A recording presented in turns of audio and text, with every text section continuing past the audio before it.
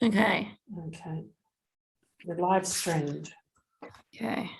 Just sharing the screen. On. Hi, Tim. Okay. Tēnā koa. Whaia te mātauranga kia whai take ngā mahi katoa. Maia tuka ratu aramai tātou katoa.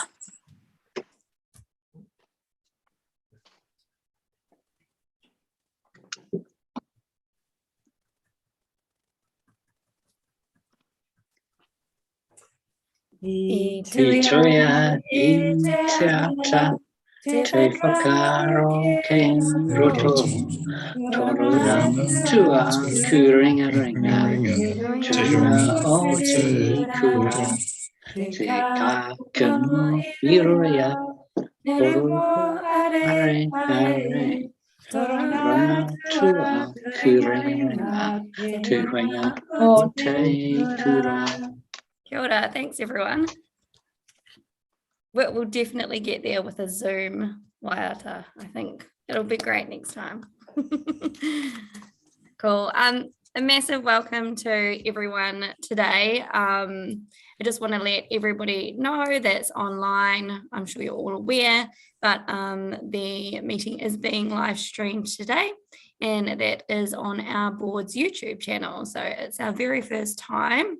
Just apologize in advance if anything doesn't go completely smoothly, but I think we've got it. Big welcome to everybody. That is. Oh wait, something else has happened. Just want to let everybody know that's online. I'm sure you're all aware. Was that an old video of a meeting playing? This is our meeting now. So apologize in advance if anything doesn't go completely smoothly. This is our apology in advance. Just press pause. I think we've got it. Pause here, maybe. Big welcome to everybody. You can. Oh wait, something else happened. Doing it again. No, it's still going, I think. Oh wait, I don't know. An old video of a meeting. No, it's now. It's our meeting now. I've just turned it off. This is the best live stream I think anybody's ever going to have. So that's the end of the live stream. Oh no, I have no idea. It says it's still live streaming. No, I've just turned it off. Okay. Well, it says it's still live streaming on here. Does it? Yeah. Anyway, we'll carry on. Just not play the live stream in the boardroom. Would that solve the problem? I think that's correct. I think it's fine. Yeah. You're good. It Yeah. says it's going. We'll keep so. going. Cool. All right. Well, there goes our apology for the technical difficulties, and hopefully there are no more. So as I was saying, a big welcome to everybody that is Zooming in with us today from the community. It's fantastic to have you all here with us. And welcome to our staff and of course to all of our board members. It's great to have everyone with us now. I see Jackie has just popped on as well. Fantastic. Just a reminder to board members, if you could keep your cameras on today, and if you have, unless you need to pop to the bathroom, you can turn it off. We don't want it on. But if you have any questions or comments, and if you could raise your hand as well using the little raise hand button, that would be fantastic. And just a reminder to remain muted if you're not speaking. And our minutes will be more detailed today for public transparency, just as a reminder for that as well. Cool. And also, if people forget to put their mute on, then we will be doing a little bit of muting as well. But don't be offended. We're just doing it for everyone. Okay. Excuse me, Alex. Yes, Liz. Could we just remind the board members that if you have technical issues, can you please email me and we'll get you sorted? Cool. Thank you, Liz. Okay. Right. So we will crack on and start with the meeting. So we have no apologies today, which is fantastic. Do I have any declarations of interest from board members? Nope. Fabulous. Okay, confirmation of previous minutes. Do I have somebody that would like to move those? Tim? Is that a yes, you're moving it? Cool. Any discussion at all? A seconder? Hello. Hello, Joe. How are you? Good. Thank you. Good. I think my seconder was Happy to Jake. second, Alex. Oh, cool. All right. I think Jake put out percent first. Thanks, Daryl, though. Okay, so we have a mover and a seconder. All in favour, just go like this. Cool. Thank you. Fabulous. Okay. So we would like to welcome our first public forum. Do we have John here? Yes. Oh, John, there you are. Hi. Hello.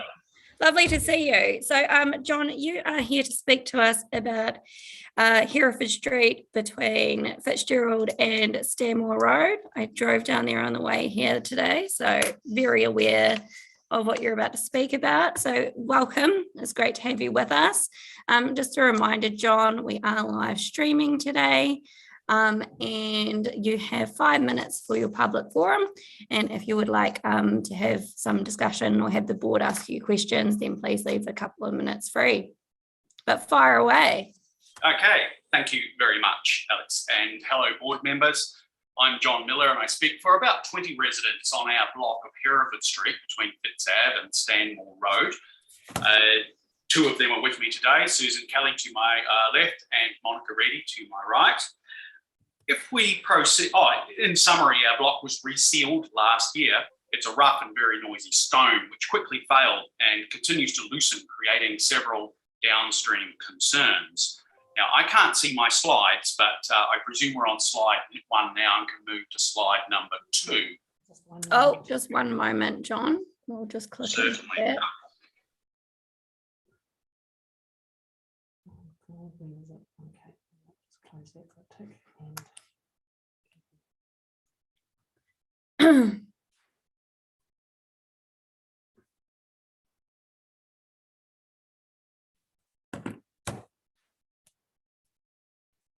We'll give you an extra 20 seconds, John.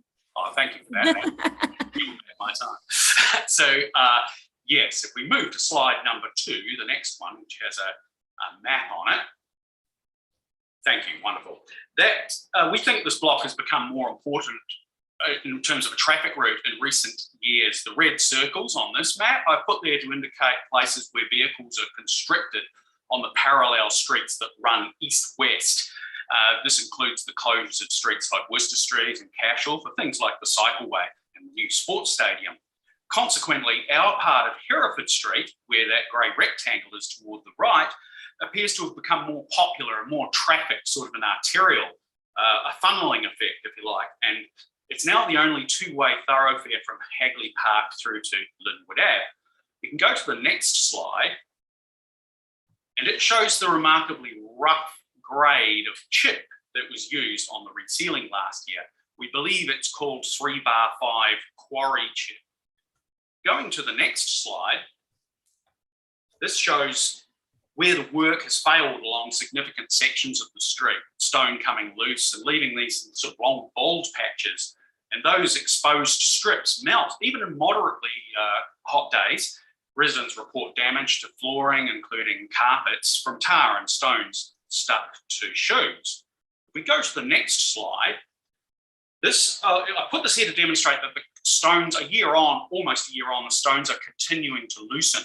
And they collect in gutters like this. This is a gutter outside of my place that I swept clean just 4 weeks ago. So you can see the accumulation can be quite rapid.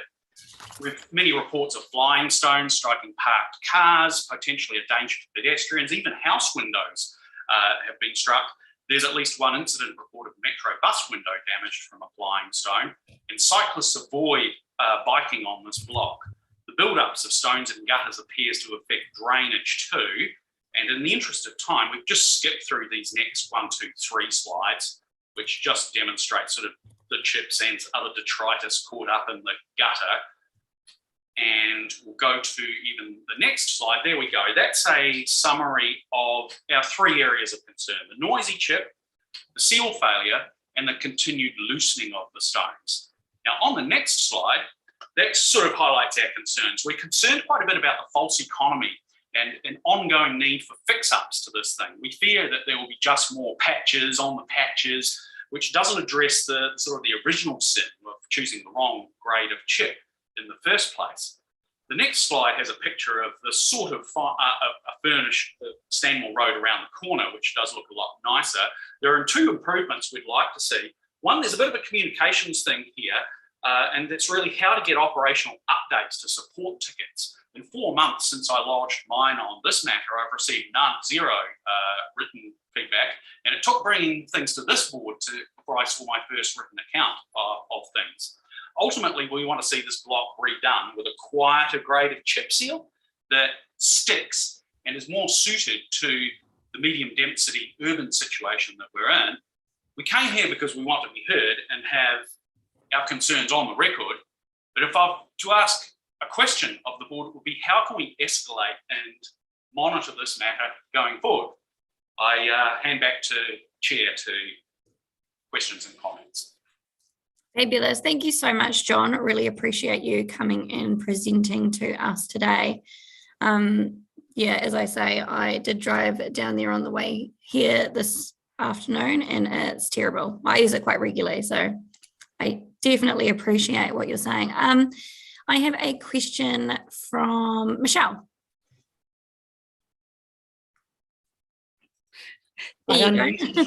Hey, John, thank you very much. Lovely to see you. Thank you for coming. So obviously some real concerns around the quality. And I guess one of the things I'm interested in is in terms of the noise levels, how would you describe, you're saying that compared to before the seal was done, there's significant extra noise level. Can you talk a little bit more about that to help me understand? Sure. I can't do it graded on decibels or anything. I haven't measured it technically, but and I'm one of the fortunate ones who have set back from the street. But even set back and with an abundance of trees in front of me, it's absolutely noticeable. I hear traffic quite loudly, whereas I did not before. It's much more predominant for those who live close to the street, at Monica, for example, and a lot of the new dwellings that are built right up against the footpath along Hereford Street, they will be copping it significantly more than me. I'm guessing a factor of 4. You know, if a noise was this much before, it's 4 times that much now if I would put it onto a bar chart, but I'm not a technician. Yeah, cool. Look, you've really, your PowerPoint as usual is very, really impressive, and it's helped me understand it a lot. And I guess there are real quality concerns that we're hoping that we can help you to get addressed. So thank you. Can I join in just briefly?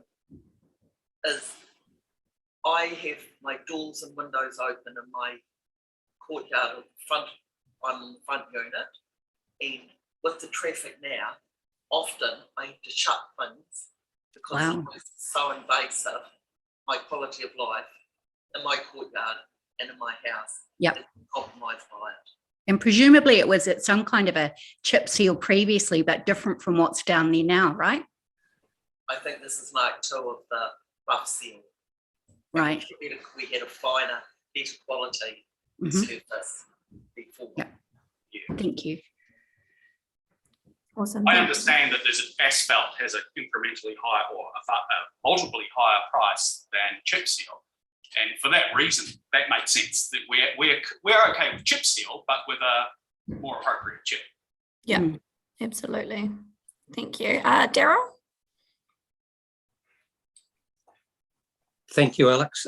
John, can I just check with you, please, that we're actually talking about chip failure here and not tar bleeding through the chip. The reason why I ask is because in Colenso Street in Sumner, we had a similar problem where we had patches like that, and the council assessed and found it was actually bleeding through the chip. Can you clarify, please? That I don't know. I don't see it bleeding through the chip, so I think it's chip failure as opposed to the sealant bleeding through. But I would need to take Okay. advice on that. Can I suggest that maybe at this point is something you need to clarify, because in Colenso Street in Sumner, we had a similar issue, and the council came out with their very sophisticated machine and went up and down the street and washed the tar off the top and brought it back to the chip that was underneath. So what I thought was chip failure with all the tar on top actually wasn't. So it's actually restored the surface and made it 100% once again. I think Daryl will follow that line of inquiry. Thank you for that, Daryl. I Jake? Yeah, thanks, John. I may have missed it in that stretch of road that you highlighted as an exemplar. Where was that? I'm happy to follow up with staff and just figure out where that was and just figure out what grade that was. Sure, that's the block. It's that photograph is facing east, close to Fitzgerald Ave, facing east on Hereford Street towards Stanmore Road. It's approximately where it's between the traffic lights and the Kiwi House backpackers hostel. That's the good section you're referring to. That's the bad section. No, I know. I know where the bad section is, but that example you had, whether I apologise, Jake. That is Stanmore Road, and I took it from the roundabout of Hereford facing north. Awesome. Thanks for that. Cool. Thanks, Jake. Yanni? Thank you. I just wanted to check when you first reported this to the council. The 8th of October. And when did you hear back? I haven't heard back. And how did you contact council? Was it through Snaps and Solve or email or Call centre. Right. And did they give you a job number? Yes, they did. Right. And I also contacted the contractor. Yeah, there are other conversations, but yeah, my ticket number was 8th of October of last year, and I followed it up several times, but I've received no emails. I never throw out an email, and I can search my phone records and all that. It's all cloud storage, and it's not there. It looks like they've been updating another person who has the same name as me, which is not right. Okay, I mean we can follow up. We actually just had the call centre customer service people talk to our board at a briefing just a few days ago, and we've raised similar concerns with responding to people, so we'll keep you posted on that. Just in terms of, I guess the thing, we've had advice from staff, but no one talks about the quality of the chip. Now, I've had a similar problem outside my house. I'm in Woolston, and it was the same issue basically as you're presenting today. So I just wanted to check. Obviously, you haven't had any response, so you don't know. But I was interested in your comment around the quality of the chip, and why do you think it's the quality of the chip versus other issues? It's a very big stone. They seem to average more than a centimetre apiece, and I've just observed the surface both visually and audibly on other street surfaces, and it appears to compare unfavourably with other street surfaces. No, that's good. We can, I mean, obviously, I think the board can get the advice on the kind of chip that's being used and what the different options are. We've just basically had advice back, so you're aware that the cost of asphalting is so expensive, and we just chip, but they don't talk to the workmanship in terms of the quality of the chip that was used. I'm just so we can chase that up. But we have actually had advice back that they are going to be redoing that part. But Sarah, you've got your hand up as well. Oh yeah, sorry, I was just going to say the size chip they have used is not it's one I've seen used in other places like on Linwood Ave, but actually mostly I see a much finer one, and I take a lot of notice because it's really horrible to slip in on a bike, and I'm one of those cyclists who now avoids Hereford Street because of the chip. But we do have that, the last paragraph, Yanni, and the advice we've had is that staff are aware of the repairs that have sunk, which sounds like the Daryl issue, as well as the stripping, which is the other issue, all of which will be repaired by our contractor, is the advice that we've got through. Indeed. However, Yeah. it appears it may be patching repair rather than a unified repair. So that could be something that we specifically asked for some feedback around to make sure that it is actually fixing the issue and not just patching the sunken bits. And also the timing, Alex, it'd be helpful to have a time frame. Absolutely. Especially if it's contractor failure, you'd expect that they would be doing Redo it. Yeah, the whole thing. absolutely. We just Awesome. got, we have just got the advice that came around a 2-coat grade 3 out of 5 was applied. The first layer was grade 3 chip bigger, and the top layer was grade 5 chip smaller. So yeah, we can follow up. It's a really good presentation. Thank you. Yeah. Cool. All right. We are running we have run out of time quite a while ago. I've got Liz with her hand up and Daryl. Liz first. Oh, you're off. Yeah, no, it keeps clicking. Sorry. Thank you, board members. I have just sent you an email, which I will forward on to John shortly, about the chip size that's arrived from staff. You're quite right in the advice that was also given to John. The contractors are coming back there because it'll be part of procurement of council when they do the quality check. So it won't be, I don't believe it'll be just a patch job. A lot of it will have to be redone, but I can follow that up with staff. So if the board can let me know exactly what they're wanting, please. Thank you, Liz. Daryl, did you have something you wanted to add? Yeah, thank you. Look, John, I've got a video of the process, the actual process that they used in Colenso Street. It's a 30-second video. Do you want it? And if you do, you can either give me your phone number or email, and I'll flick it through to you right now. Perhaps Daryl, you send it to me so I can send it to the board members as well, and also to John. Okay, I'll do that. Thank you. Fabulous. All right. Thank you so much, Daryl. Massive thank you to John and everybody that's with you this afternoon. It's great to have you with us, and thanks for bringing this to our attention. So look, I think board, whilst we're aware that this piece of road is going to be fixed, I think it would be useful for us to actually ask for some advice around what they're actually planning to do with fixing it, to make sure that it's not going to be something that's going to continue being an issue, and also some timelines around that. Thanks for that, Michelle. Is there anything that anybody would like to add? And is there yes, Alex, I think one of the matters that John brought up and Yanni confirmed was about the communication back to our customers. Yeah. So perhaps if we ask for advice around, do we want to just look at it, this case in particular? No, well, this case in particular, but also board members, you'll remember in the presentation we received last week from the customer service team, they're coming back. They've made time with me to come back beginning of April with the new review of the customer service, how they get back to our customers. So remember, they did tell us about a review they were doing, how to give feedback. So that's coming to us by the beginning of April, I believe. Fabulous.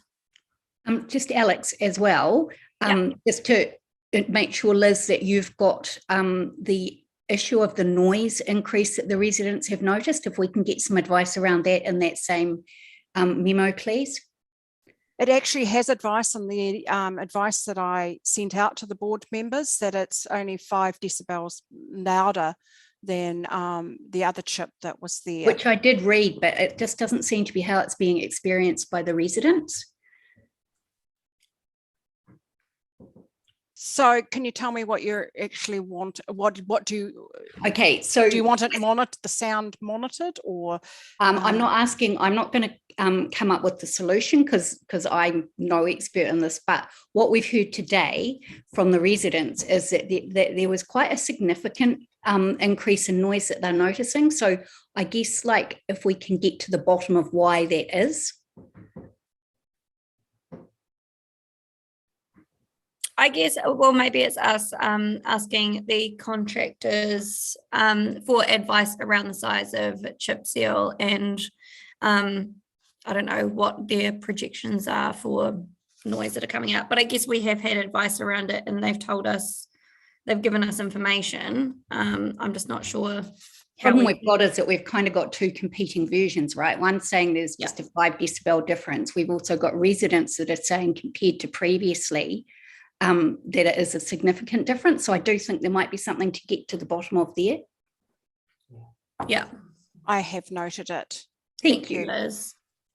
And Jackie? I just wanted to say that the 5 decibel difference may be when the actual seal is working and not chipping off. The additional noise might be because of the loose stones and the movement around that. So that might be something that we want to ask about. Good point. Thanks, Jackie. All right. Well, we have some actions moving forward, John. So once again, thank you so much for joining us this afternoon. And we'll keep you up to date. Liz will send that email out that Daryl's forwarded through, and we'll keep you up to date with any progression that we have. Great. Thank you all. No worries. Thank you so much, John. Take care. Have a good evening. Okay, so we are now moving on to our deputations by appointment. And we have with us this evening Simone. Do we also have Joe with us? We do. Fabulous. Fantastic. So as we all know, they're coming to speak to us about Dawson Street, and you would have all had the information come through. So just a reminder that we are live streaming today. So this is available on YouTube on our board page. And yes, you have 10 minutes. And so if you would like questions from the board, which I'm sure you will, then please leave some time at the end for us to have a conversation and ask those questions. So fire away. Great. Thanks, everyone. Can everyone hear me all good? Thumbs up? Excellent. Great to see you all there and appreciate your time. Joe's with us here as well, and Joe and I live together here at 13 Dawson. He's on mute at the moment. Hopefully he's going to unmute himself. Basically, the guts of the 10 minutes, the focus for us is on the resurfacing, but we also have raised some other issues in terms of the designation of the lane and also parking. But the focus for us in terms of what's critical for us is the resurfacing. So I know some of you guys have been down to Dawson and had a wee look yourself, which we really appreciate your attention to detail on this issue. You know, it's interesting in light of the previous presentation, you know, we're trying to prevent basically what happened to them happening to us. Just to run through that first slide, you can see a picture of how Dawson is, the walkway is today and how it was back in the 1980s before it was turned into a Werner street. Essentially, 20% of the street is covered in asphalt at the moment. There's lots of planter boxes and brick pavings, which make up another 10%. Sorry, 30%. So it's actually only 50% of the street that needs re-asphalting and continuing on with the asphalt. And we think that we want to support its function, which is recognised by the council as a walkway, and to resurface in a smooth asphalt surface rather than downgrading to chip seal stone. news hot off the press is that we have 100% of owners supporting the retaining of the asphalt and 80% support retaining asphalt. The only reason we don't have 100% on that is I haven't managed to touch base with 4 of the residents. It's recognised, as I mentioned, by the council as a Wurnif street, as a Wurnif pedestrian walkway. So we think the surface of asphalt is suitable for that. Joe, did you want to add anything there? Only in terms of the impact that it has on people using the street. There's a childcare centre opposite Pomeroy's pub, and a lot of the caregivers come through Dawson Street in the morning and the evening to get to the childcare centre. Lots of small children coming through as well, people with push chairs. You're also faced with the issue of elderly people walking through with walking frames and walking sticks and so on. And not to mention, of course, Pomeroy's patrons on the way in and the way out use Dawson Street quite frequently as well. So chip seal in terms of the people using the street is potentially a hazard to those people. Cool. So just the note at the end there, just that the official advice reflects a focus on vehicles rather than pedestrians, and it's inconsistent with the pedestrian-friendly direction of Central City redevelopment. So moving on to the next slide, please, Liz. So again, just reinforcing that in the Central City Plan, Dawson was always part of a greenway, and so we are advocating that as such, if it's part of a greenway, let's resurface in a material that's suitable for that. Next slide. This is just about the redesignation. It's a very narrow, go back please. That's it, thanks Liz. Again, touch on this very briefly. We would like the designation to be changed to lane rather than street. It's a very narrow little road, and that would support what it is. When we tell people, hey, we live down Dawson Street, people miss it. They can't find it. They're looking for a big wide street. So we think that it just basically would describe what it is.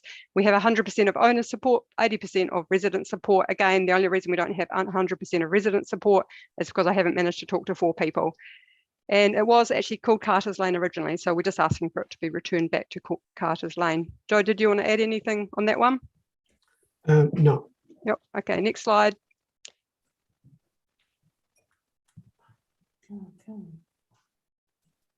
Cool, and just want to raise this quickly. Basically, we're saying that it's timely to revisit the options available for parking due to increased housing developments with no off-street parking. We're having to call parking wardens a lot because, I mean, basically it's not easy to know where to park because of the narrowness of the street. People are thinking that they can park when they can't. We're having refuse vehicles having to reverse backwards, which is very, very dangerous because the street is blocked because cars are parked illegally. So really, we're just asking to revisit the options so that we can make it signal to people who use the street to park, you know, very clearly where it's easy to park and where it's not. And the 2 photos just show examples where the street has basically been blocked and you know, it's dangerous. So next slide, please. And just again, the council official advice is that we could put some parking ticks outside driveways.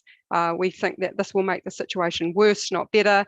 It's already clear where you can park in terms of the bricks. We are suggesting alternatives such as yellow lines to make it more clear. And just moving on to the next slide. Alternatives such as street furniture, and that's consistent with sort of the Central City Lanes approach to not have markings everywhere. This suggestion was sort of rejected by the council staff, and they didn't really even look into the detail of what this might mean, but this would be an example of it. This is the northern end of Dawson Street. Vehicles, you can see the photo of the big truck that's parked there, which makes it really difficult to get out of the street in terms of visibility and safety. Why don't we just put a wee chair there that will support the pedestrian friendly nature of Central City that we want, and it will stop fundamentally vehicles parking there, and we don't need to have signs and that kind of thing. So I'm just interested in exploring alternatives to road markings where it's possible, and that might be an example of one. That's the end of our presentation, and yeah, really keen to use the last few minutes to have answered some question and answers, and to flesh this out. I'd just like to add that the parking issue is as a result of the increased number of apartments all around our area. There's literally hundreds of new apartments. It's causing greater levels of friction between people in the community because of the lack of clear delineation of where people can park and where they cannot park. Cool. Thank you so much, Joe. And thanks, Simone. I have questions. I've got Tim. Yeah, I live in a private right-of-way, Patmos Place. And what I found when I was looking at this, I've questioned the costings by council staff for the difference between asphalt and chip seal, because when we resealed our street in asphalt, the first quote that was got by a member of our street was from one of the large contracting companies. And the street was about to go with that. And I had a bit of a look around and found someone who specialised in streets, which are very much like this one that's being talked about. And the price was significantly less from a smaller operator who specialised in this type of work. So I just want, if things are going forward, I'd like to staff to be questioned as to whether they've had a look at using an appropriate operator for that. I'd also note that shared pathways like the coastal pathway, asphalt is the preferred surface because of safety for cycles, etc., and scooters. Cool, and it seems this is a connecting shared pathway as much as anything else. Absolutely. Thank you, Tim. Jake? Yeah, so Simone, I just wanted to cover off some of the costing stuff. Did you hear back from staff around the costs? Because I'm just doing a calculation on my phone, and I know that asphalt is about $30 a square metre and chip seal 10. You're saying that 50% of the road is not applicable, leaving what, 225 square meters. That would be about a $6,000 job in terms of materials. The difference might be as little as $4,275 by my estimate, which does seem a little bit of a shame, given, there is obviously a priority list across the city, and things have to tick boxes. But as you've eloquently described, this is part of a greenway, and also does a lot of the legwork literally for things like Pomeroy's, which are nearby. So it kind of, with that vehicle and pedestrian role, I don't know, seems a bit of a shame. Long-winded question. Oh yeah, the short answer is no, we haven't heard back on the costings, but yeah, totally agree. I know, Joe, you've done the numbers as well, and the differential here looks insignificant. And I guess we just feel that it's this one-size-fits-all approach that council have, and this is not looking at the fine grain of our city. And unless we'd picked this up, this would have happened, and a missed opportunity to support our pedestrian city. That's what we want for Central City, pedestrian friendly. So that's why we're raising, and hopeful that the community board will support what we can see, something which is pretty much a no-brainer to us. Thanks, Thank Simone. Michelle? Hey, thanks, Simone. You've done some really you've worked really hard on this and raised the issue really effectively.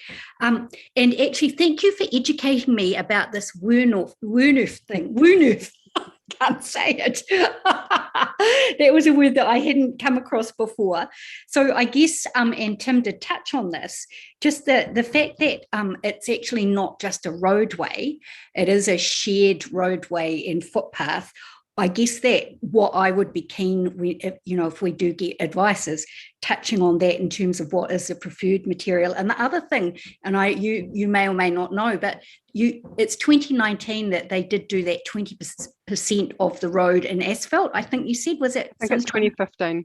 2015. I'm just interested in the change in approach. So, I mean, you probably don't have any sense about that, but that would be certainly something that I would be interested in as well. The only comment I can make is that it got very damaged in the repair of a property that was on that same stretch. And I imagine that it was after the rebuilding of the apartments and demolition and rebuild, that's when it got redone. It was very, very in bad condition. Okay, thank you. Thank you. Sarah? Thanks. And just following on from that, I think that it would, if that was the case, it's likely to be the contractor and developer themselves that was doing the road resurfacing rather than a council one. I think for me, the key thing is the misunderstanding of the nature of the street. You know, the old one, clearly before it was done in the Wurnoff style, had footpaths and they were asphalted and not chip sealed. But I think that the key thing here is the timing. So it's clear that we want to be able to make a difference here and actually get an appropriate surface.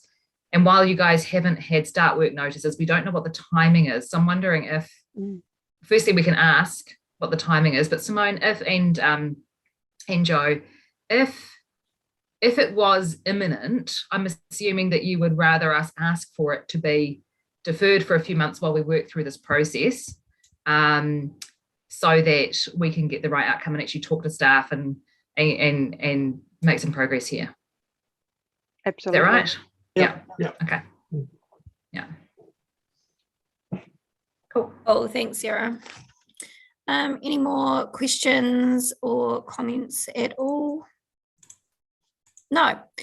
Yes, I do, Alex. Simone. Yes. Oh, you're going to do that. Okay. I was just going to ask, obviously, Simone, you're aware that unfortunately we didn't have enough time to get the petitions through, but that's obviously, we've all seen them. But I was just wondering, so we can use that in our discussion when we get to correspondence. So it's not wasted at all. And so we thank you so much for bringing that to our attention. But could we just get you to officially say you're tabling them right now for us? Yep. So I went through an interesting exercise and got in touch with all the owners of the street. And look, it's a small little street, so there's not a huge number. There's about 10 owners and about 26 residents, and went around and told them about what's going on and got a petition and got their signature. So I've got 100% of owners' support for both the resurfacing and asphalt, which is retaining the asphalt, number one, and number two, the designation of street to lane, which I understand requires owners and residents support. So I've met those thresholds per the policy, per the staff advice. And so I sent that through today and tabling that. So I will have 100%. I'm confident I will have 100% of both residents and owners, in a few days when I can get hold of those last four. And just the final point is just around the parking. We haven't sort of talked about that, but I imagine that will come up in the deliberations. Just want to make sure it doesn't get lost. Just in terms of revisiting if it's going to be resurfaced, timely to revisit how we can make it easy for people to know, to Joe's point, where to park and where to not, so we don't block driveways. We don't require refuse vehicles to be reversing backwards down a very narrow lane. That would be great. Perfect. Thank you so much, Simone. Liz? Yes, well, board members, thank you, Simone, for tabling your petition. I just need to advise the board that the petition has not met the provision of Standing Orders 13, as it's not admissible until the document has met the requirements of standing orders. This advice will be noted in the board's minutes, and the document can be received by the board today. The petition, if accepted by the Chief Executive under Standing Orders Clause 13, is to be presented to the next board meeting, or available board meeting. Cool. Yeah. Thank you so much for that, Liz.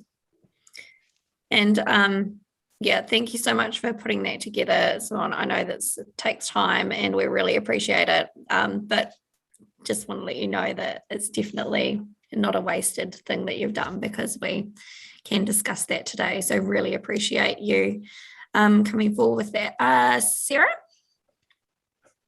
Thank you. Just when it comes to the sort of our discussion on this now, where we go from it, there's two things. Like, if we need to quite quickly check and see when the work is programmed, because if it's immediate, then actually we need to ask that a couple of other projects go in before it so that we've got a bit more time to work on it. And for that, we can't really wait 3 months for advice to come back to the board.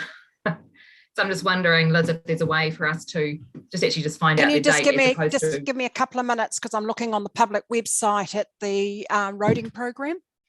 Yeah. So I can, the comment I can make on that is on the FY 22-23 calendar of works, but I don't have visibility on the granular detail of that.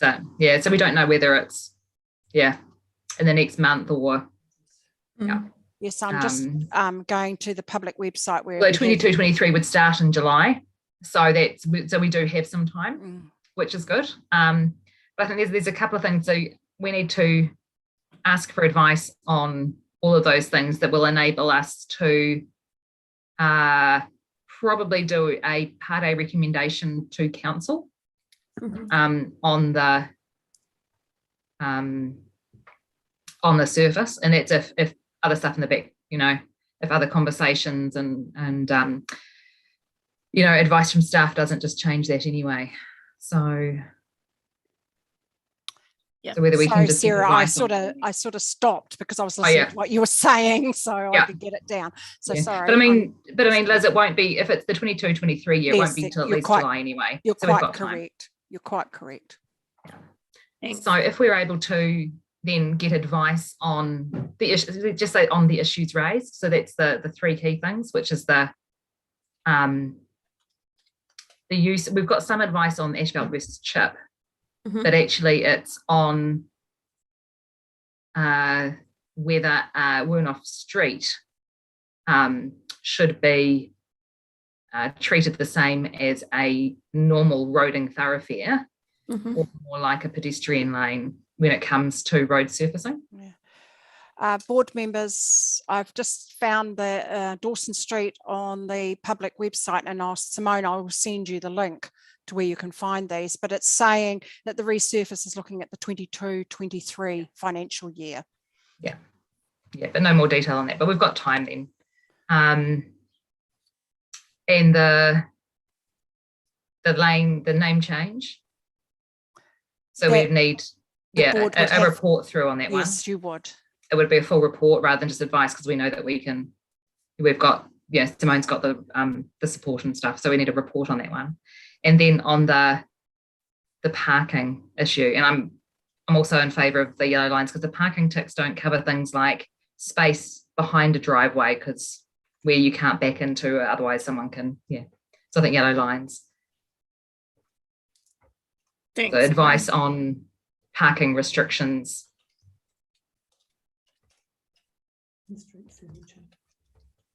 Oh, and street furniture, thank you. And just to be clear, there's only one place that I can see that the street furniture could be applied. Yeah. So just to be clear, we're not asking for lots of seats everywhere, but I can see that there's a user case for that particular place, and that would work there, not block anyone. And add amenity. Yeah. You don't have a spare one hanging around, Simone, that you could just plonk there. I didn't say that. This is a live stream and recorded. Oh, sorry. Well, if a car can park there illegally, then a seat can park. You misspoke and you've retracted. I misspoke. I mean, retracted completely. Thank you, Sarah. That's really useful. Yanni? Thank you for the deputation and the issues that you've raised. It would be really good for the board to make a submission to council to amend the infrastructure design standards. So council does have a document that sets out what the standards will be. And I think the idea that this is a special street, it has special recognition, we should actually be pushing that those standards, design standards, are changed in the infrastructure standards design guidelines, because that's kind of the document that informs the level of specificity that will happen. And I think it'd be really good to get the immediate issue sorted. I think we do need to find out when the contract's going to be let, because if the contract's let, that'll probably cost more than the cost of asphalt to get out of it. So let's just hope we can get that advice quickly. But also, can I ask that the board makes a request to council to recognise these special streets, the sorry, I just don't, the Wernoff Street, as a special characteristic for pedestrian use, and that the infrastructure design standards are changed to ensure that the surface is of an asphalt treatment. Cool, thanks, Yanni. So I'm writing heaps of notes. Okay. Fabulous. Oh, Sarah, do you have another question? Yeah. Or Sorry, comment? just following up from Yanni, because I think that it's either the standards that need to be changed, or if there are standards for similar streets, then the street needs to be made sure that it fits, that it's actually put into that the right criteria, kind of thing. Yeah. But we're not able to make sort of resolutions off the back of a public forum like this. But excuse me, Sarah, we're in deputy. Oh, have we moved to correspondence? Sorry. No, we haven't yet, but we can. But in correspondence, but we couldn't do a part A, for example, but without the information. But you can raise it while we're doing that stuff in the background.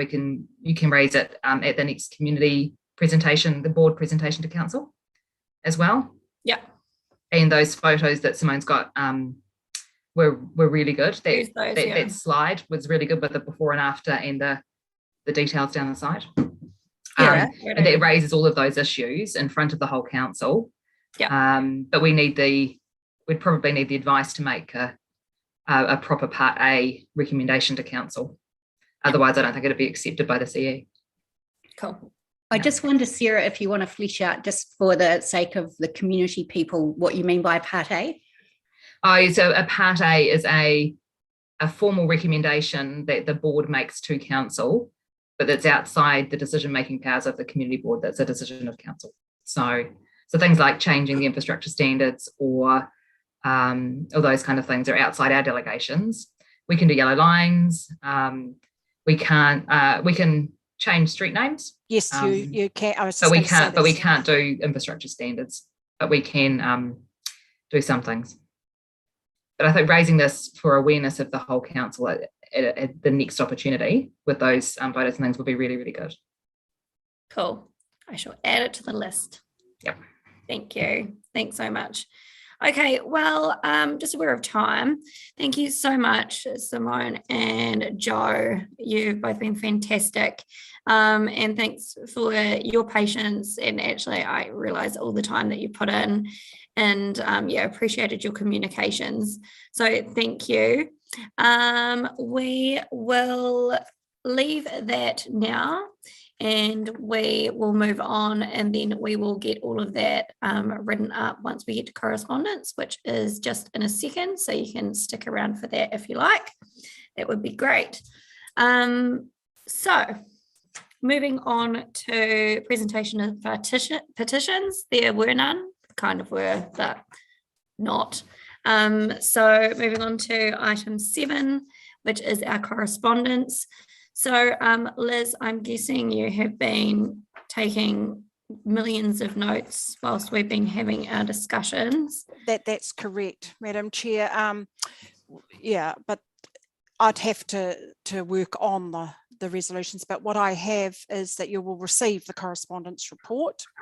Yep. And you've taken into consideration the petition that was tabled in the deputation. Mm-hmm. And then you want report on advice on the parking restrictions and street furniture within Dawson Street. Mm-hmm. You want to advocate to the council about the design standards and making it because of its special characteristic. Yeah. And you wish to have this matter highlighted in the next community board council presentation. Yeah. We actually do have a meeting before then, so. Perfect. And I think just another thing to add to that, could we look at the timings of that? Oh, just yes, clarify sorry. The timing. Sorry, I did have that. And also the name change, a report on the name change for us to be able to make a decision. I had that further up under deputation, sorry. and phoning the design standard. Yes, I've already said that. Chip. Yep. Yeah. Yes. If it's not a design standard thing. Yeah. Jackie has just headed off. She's not well. Sorry, Jackie. See you. Hope you're feeling better soon. That is 5:28. Okay, cool. Yanni, did you have something you want to say? Yeah, sorry, the infrastructure design standards are not set by council. They're actually set by staff. So it's not, we don't need a part A to go to council. It's staff have discretion to change them. It's more seen as a management thing. So I just want to, yeah, I think we just need to, I mean, we probably need to ask for the advice, but it would be good just to put the request into staff. We don't need to get a report, get lots of time on it. I think we just need to put the request into staff. And I do think they are looking at them now. So yeah, it would be good to put that in sooner rather than later. So it will go in after this week, Yanni, as all actions do from the board meeting. You will get a memorandum back because that is the way that we work in council when a board requests an action. Oh, sorry, I understand that. I thought the board was thinking of going to the council and raising that issue as a kind of part A. Well, I didn't Only if say you need part to. A. It was just raising it in the in the board's presentation. But I think we could also just make the contact ahead of that rather than wait.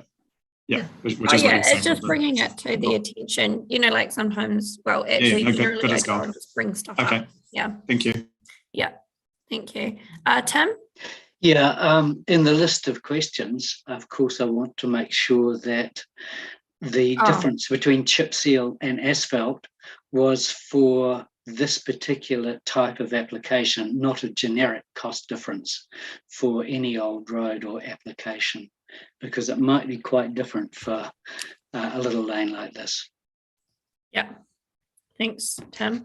Did you also want to bring up, Tim, because you spoke first, but you spoke about the appropriate operators for the work. Was there some words you wanted to add into an action for that? Yeah, you could include that in the comment I've just made. Perfect. So looking at investigating alternative procurement options. Yeah. Appropriate procurement options. Yeah. Fabulous. Cool. All right. Well, do I have a mover then for the correspondence? I think I've got Jake and then Michelle.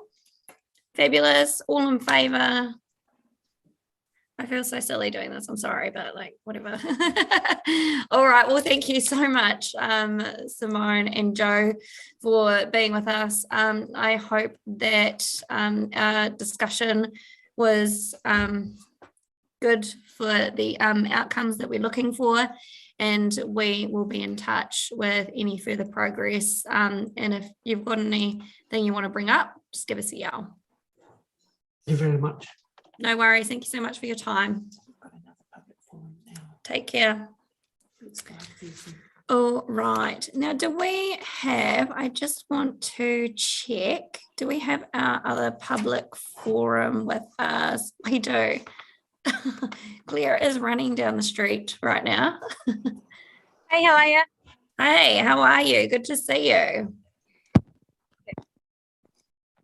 All right. So, Claire, are you all good? Are you in an okay space? Cool. Hey, I'll just turn you up a bit because I can't hear you very well. Okay. Okay. Is it really good for me to go? No. So I just wanted to start by saying thank you for being with us. And everyone, just to let you know, Claire's joining us this afternoon for a public forum. So we've just switched that out so she could come after work. So appreciate you dashing around to come and speak with us this afternoon. That's awesome. Just to remind you, Claire, that this is being recorded today on YouTube. So it's live and it'll be available for people to watch later. And you have 5 minutes, and I believe you're talking to us about public transport. So if you would like any questions or discussion from the board, please leave a couple of minutes at the end. Cool. And fire away. Okay. I have some great concerns about public transport. As a woman of colour, I see just about every second, third day, there's incidents of racism sexism, and there's definitely ableism.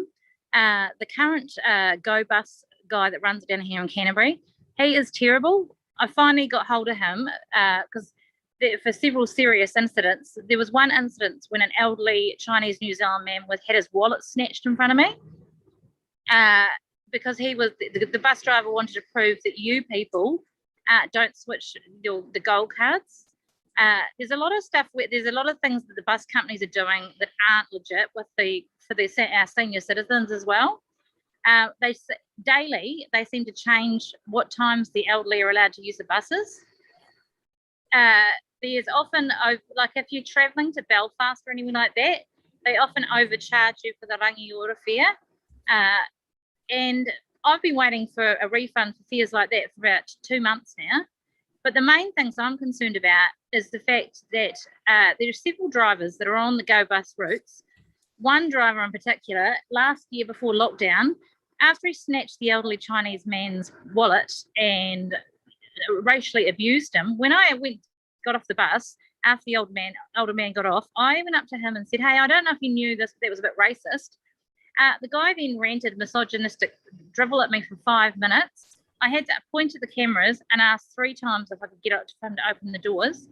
I've had other women talk to me about their concerns about safety on the buses with the same company, with different lines. And when I can talk to the guy from that company, his response is, he cannot do anything about these drivers, even though he admitted he has complaints from women passengers because these drivers turn their video on but not their sound. And I just don't think that's good enough in this day and age. Like that guy, I was intimidated. I was in Preston's Road. There was nobody around, and he refused to let me off the bus until I threatened to ring the police. I've seen a driver abuse passengers with intellectual disabilities. One driver once on the 44 route at Christmas abused 3 intellectually disabled people with the mental age of small children, calling them the words retard, morons, and worse words than that. And when I made a complaint, I found out later that the guy from Go Bus, when people make complaints, literally, they're not following through. They just write in the system that it's been actioned, even when it's not. And when I made a complaint further, because I just think it's just wrong, the guy told me that he understands what it's like to be a woman in the city because he's got a wife, and he understands what it's like to be a person of colour in the city because his wife is Chinese. And I don't think that's not a good result. And for him to know that some of his drivers aren't legit, but he's not going to do anything about them, even speak to them, because as he said to me, they've had their videos on, but they forgot to put the sound. So it's their word against passengers' complaints. I just don't think that's good enough. I totally agree, Claire. Was that? And I also had one more thing. I've got concerns about the fact that Environment Canterbury's taken away security in the mornings from the bus exchange. Talking to the women security guards there, they're getting a lot of women coming to them saying, and I know it's happened to me, and I know it's happened to other women, being abused in the morning on the way to work. There needs to be someone in that bus exchange in the morning, and you can't expect a cleaner that's smaller than me to do anything about that. Because 2 weeks ago, I was in a bus, a guy gets on, the bus driver lets him on, he was off his face, he was racially abusing Pakeha passengers, Asian passengers, Middle Eastern passengers, lit his smoke and breathed it in an elderly woman's face. That woman has not been on the bus. She works in town. She's in her 60s, and she travels on that bus route with me every day. She's not been on that bus for about 2 weeks, since the incident happened 2 weeks ago. When I got off at the bus exchange, he gets off as well. He was abusing me, calling me, because I spoke to him today, asking him to stop.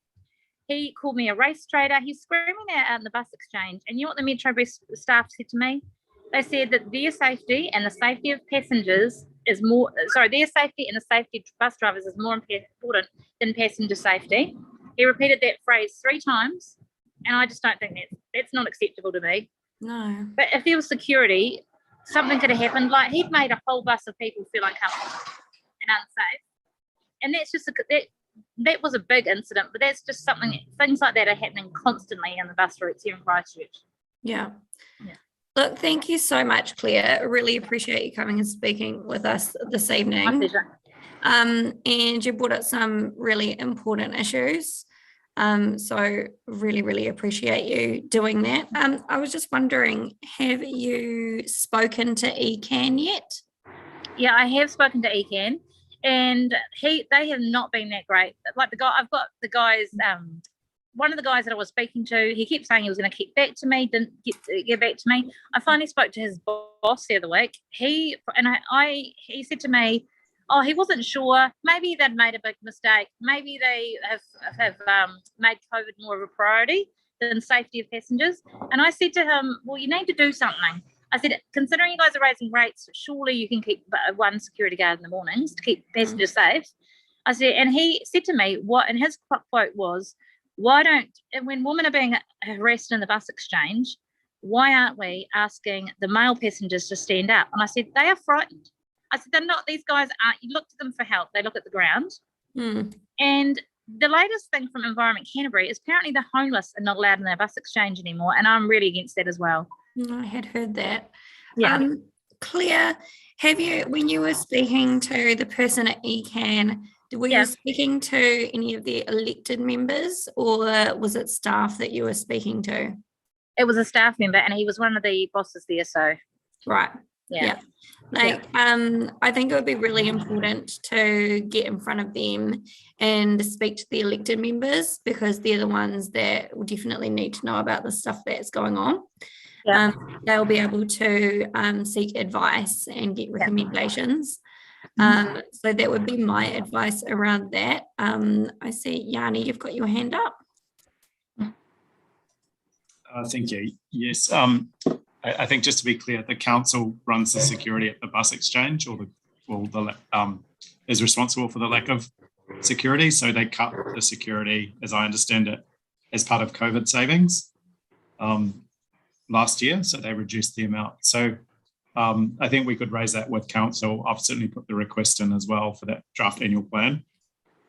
But just to clarify that, also just to let you know that the residents in Bromley had similar issues with GoBus prior to its sale, but with the heavy vehicles going down residential, they'd been repeatedly complaining to GoBus and had really unsatisfactory response. So I think the council should raise it with the, and Sarah might know what the committee is called. I think we've got a joint public transport committee, or has that been disbanded now? Okay. Is it Greater Christchurch, or there is a committee that looks... I think my suggestion would actually be go straight to a full ECAN council meeting and do like this, do a public forum. And I think that would be your best bet at getting traction. My kids, I've been emailing, my kids have been turned away from the 28 a few times since school started back. It's been too full, they haven't been let on. There's been issues with bus drivers sometimes not wanting to pick up kids outside Linwood College, even when there's space. So, yeah. So, but yeah, I think the board could also support you in going to ECAN. We could write a letter to ECAN as well around just getting a sense of what the complaints process is, and raising concerns that people feel that it's not effective. Yeah, I think the thing is it goes straight, the ECAN just refers it on to the bus companies for dealing with, and I think there needs to be more governance oversight of how that process is working. Because without a good and friendly, and there was a letter to the paper the other day too, without a really good and friendly and appealing, safe feeling public transport network, people won't use it. And we need people to be using it both for their convenience and for our environmental ones as well. Cool. Thank you, Sarah, and thanks, Yanni. Were there any other questions for Claire at all? Nope. Awesome. Well, thank you so much for coming and speaking with us this evening, Claire. I know my pleasure. Thank you, guys. But yeah, it was important that you did. So thank you so much. I've got Liz would like to say something. Yes, thank you, Alex. I just want to be clear that we are wanting staff, the board is wishing to request staff advice on the security of the bus exchange and the costings for that. And Yanni did have a suggestion about writing a letter, but I didn't hear any agreement with the board. So if I could have that clarified, please. I think, Also needed. Yeah, I think we must express our concern to ECAN as a board. Yeah. Yeah, I think that would be really good because, and I agree with the point that Sarah's made. I've actually asked ECAN to do that previously, is to set up an 0800 complaints and compliments line for the bus services, and it should be managed by Metro Info and ECAN or council or whoever. But we do need a better complaints process, not just rely on the bus companies. And given the board's experience with GoBus, I think it would be really fitting for us to write to ECAN raising concerns formally. Cool. And really like affirming on the process that even the complaint has been made and escalated and still it's like no outcome. That's really disappointing for a person even who has gone ahead. So thank you, Claire, for bringing this to us. My pleasure. Awesome. So just to clarify from board members, we're all happy to send a letter in support of the issues that are happening around buses. Cool. Yep. That is a go. Awesome. Well, thank you so much for joining us again, Claire. Really appreciate it. And we'll let you know of any progress moving forward. Oh, and once you get to ECAN, let us know how you go. Cool. I can't hear you, but yay. Thank you. Ka kite. Okay. Thank you, everyone. We have our action from that. Now we are moving on to item 8, which is page 29 of your agenda, board members. And we have Raymond.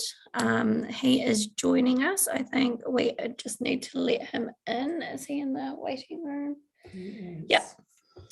Yep. So we are letting Raymond in now. I'll just wait for him to connect.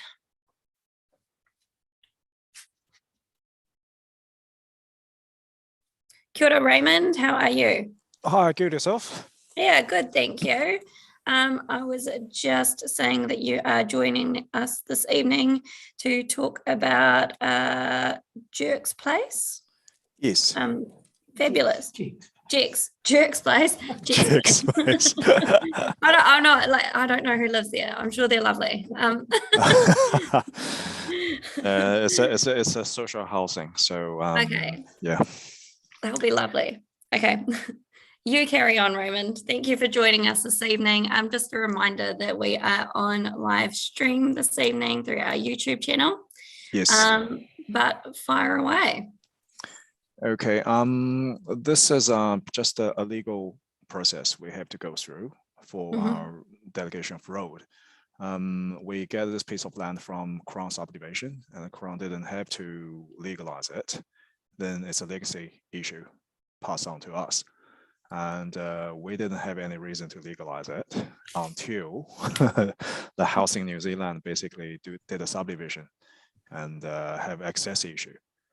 And they are contributing the cost for the legalizing work. So it's a good opportunity to make it formal, to merge this parcel of land to our road network.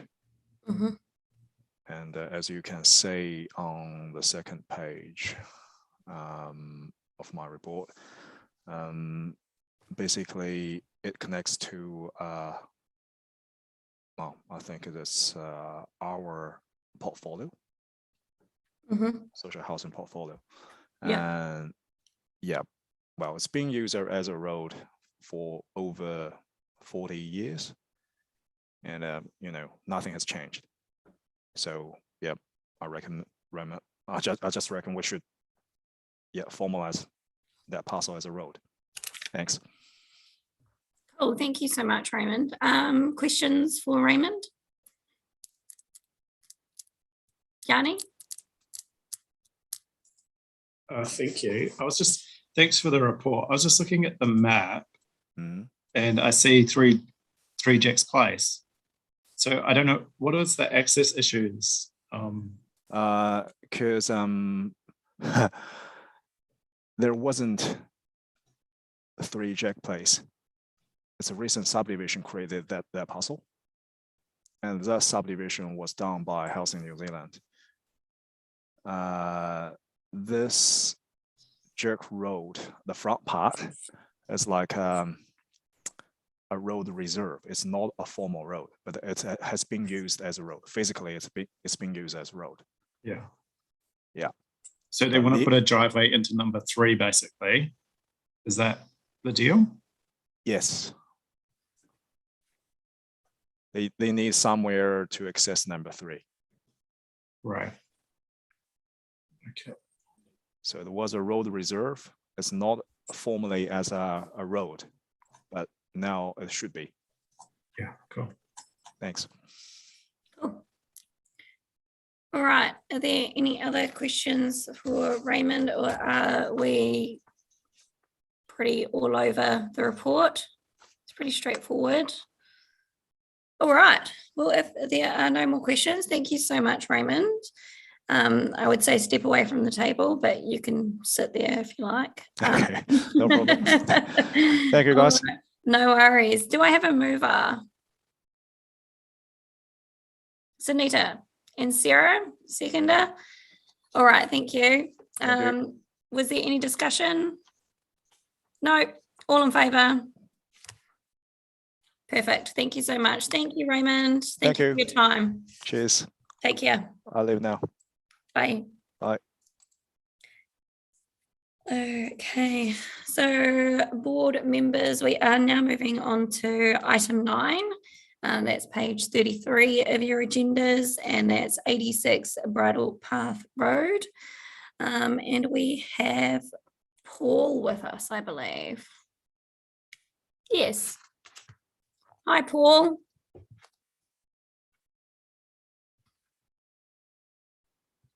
You're on mute. Are you there, Paul?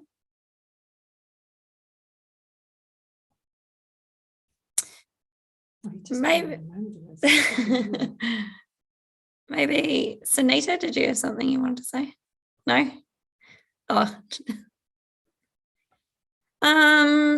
May I suggest, Madam Chair, that we move on to the next item, and I will contact Paul. That would be fabulous. Thank you so much, Liz. It's just into Yeah, he only just got online, so I'm sure he's got something. Anyway, okay, so we will move on then, everyone, to item 10, which is page 37 of your agenda.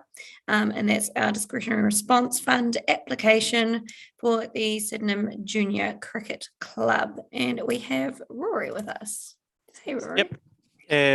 Evening, everyone. Yeah, so basically just take the report as read. Only slight amendment to the funding matrix would be that Spade and Cashmere boards allocated 2,500 instead of 2,000 on their share of the application as a shared application across three community boards. So yeah, happy to take any questions should you have any. Excellent, thanks, Rory. Sarah? Thanks. I'm happy to move this, but actually quite like to bump ours up by 500 as well. So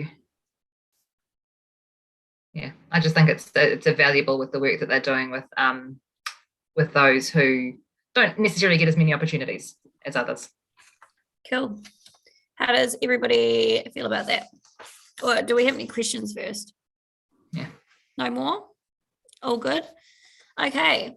Oh, wait. Do you have a question? I do. Michelle, sorry, you don't know that I'm looking at you. Michelle. No, all good. So I guess just like don't have a view against, but I would be interested to know Rory's thinking given the recommendation that was made. And I know we're not bound by recommendations, but I think it'd be just get his view in terms of the recommendation to up it by 500.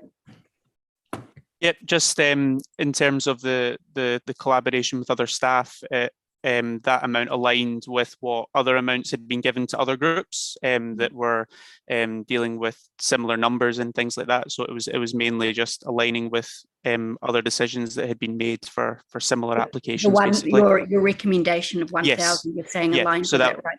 Yeah, so as you can see from the matrix, there was also 1,000 from Halswell, Hornby, Riccarton. So it was made in line with those, as well as ensuring that the groups weren't becoming reliant on council for for us to prop up their programs and things like that, and over reliance on council, should I say, more than anything. But yeah, that was the main decision behind that amount. Thanks for that, Rory. Tim? I'm happy to second. Lovely, thank you. And Sarah? Thanks. Can I just clarify, Rory? Just I know that we've done similar things for similar kind of, cricket groups, sports groups, those kind of things before, but I don't necessarily see one that's particularly similar with the disadvantaged children focus.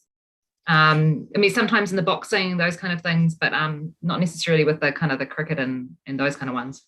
Yeah, no, you'd be correct with that. Yeah, definitely in cricket, they're sort of one of the few in that space. So yeah, that would be one difference to the other in that sort of sport in that sector. Yes. Yeah, cricket tends to be one of those ones that ends up going to the the private schools and those kind of things, and it'd be I think that helping out at a different level would be really good there. So so I'm happy to move it at 1,500. I think Tim's seconding. Cool. Thanks, team. All right. Well, thank you so much, Rory. Don't go anywhere, Rory. So I've got a mover and a seconder, and that is for the 1,500. Is there any more discussion? I guess I just make the point that I think, based on what Rory said, but also what Sarah has pointed out and what's in the report, it probably is legitimate. We're sort of almost giving it a weighting to recognise the work that it is for children that are at risk that might not usually get this opportunity. So that makes me super comfortable, and I would third it, but we don't need a third it. Cool. Thank you, Michelle. All right, we've got our mover and our seconder. There's no more discussion. All in favour. Awesome, thank you. And I just want to say this is, do we still have Rory? No, this is Rory's last meeting with us, everyone. So we can't have a goodbye party, but you can all wave and send your regards. But no, we'll miss you. You haven't been with us for ages, but really appreciate the work that you've done with us. And you're on to bigger and better things. At Coastal Burwood. So maybe some of us will follow you there. Who knows? But it's been fantastic working with you, Rory. So thank you so much. Really appreciate what you've done on the Lancaster Park consultation, Rory. So good luck. Yeah. Thanks, Rory. We'll still see you around. Yeah, I'll be continuing on with the Lancaster stuff until all the consultations are gone. So I'm sure I'll see some of you around. But thank you for the kind words, Alex, and everybody else. No worries. Thank you. Thanks, Rory. Take care. All right. Madam Chair, Paul had a bit of a slight technical difficulty, but we think we've got him now. Oh, cool. Yes, I see Paul has popped up again. Hello, Paul. Yeah, sorry about that. I had an issue with the mute button. Not at all. Does it have a camera? So do you have a camera, Paul? No, I don't, unfortunately. I'm at my desk. Oh, that's all right. Just to let you know, Paul, we're live streaming on YouTube today. Cheers. No worries. So just in terms of the road naming report today, it's for a relatively small subdivision. The option that's preferred by the applicant is Matuku Lane, and that reflects both the name of the adjoining waterway and also the white-faced heron. There's two other alternative names that are available for the community board to consider, but I don't think they're as strong as the preferred name. Yep. Cool, thanks, Paul. Did I have any questions for Paul? Comments? Tim? I've got Tim first, Anita. Sorry, you just need to pop your hand up. Just happy to move. Oh, cool, thanks. And I've got Daryl, then Sunita. Or maybe Happy to second. Oh, there we go. Oh, thanks, Daryl. That's very exciting. Sunita. No, out of interest, I wanted to know what are the other two names, Paul? One is Ivy Lane. I didn't think that was particularly strong because it's just a name of a noxious weed that's on the site, depending on your opinion. The other is Zetland Lane, which does have some relevance to the locality, but it relates to the developer's ancestors. And I generally have a preference not to name names associated with the developer. Yeah, I'm with you on that. And yeah, I like the preferred one too. Thank you. Cool. Well, thank you so much. If there are no further questions for Paul, thank you for your time. We have our mover Tim, our seconder Daryl. If there's no more discussion, all in favour? Aye. Fabulous. Thank you. Carried. Thanks. Paul's gone. Thanks, Paul. Okay, now we are moving on to item 11. And this is the discretionary response fund for the Graham Dingle Foundation. And we have Sol with us. Welcome, Sol. Aloha. Aloha. Did you have anything that you wanted to add to the report today, Sol? First of all, please take this as read. I think the timing of this application has been good, given that you have heard from principals from the surrounding schools in the local area talking about activities for young people outside of school hours. And as you're aware, Graham Dingle have done a bit of work in the schools. However, this application is for work totally outside of the school curriculum hours. Yeah, awesome. Thank you so much. I'm super excited about it, and we have the opportunity to support the organisation in our community. So fabulous. Thank you. I've got a question from Sunita. No, happy to move. I have been watching them and being involved with them since last year. So it's really good work, and we should support it to keep going. Yanni, thank you. Yeah, thanks. Yeah, like, not to take away anything from the work that they're doing, but I am concerned about the quantum. This is a quarter of our remaining DRF, and we've still got, almost half a year.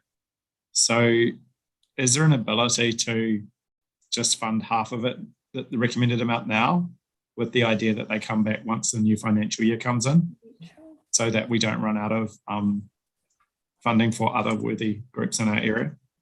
4 months. It's only 4 months, Yanni. It's not half a year. It's not that long. Well, this is our first meeting, basically. So, yeah, 4 months. Yeah, a third of the year. I guess that's a difficult one to answer, given that after once the new financial year rolls around, it won't be too long before the new boards are established.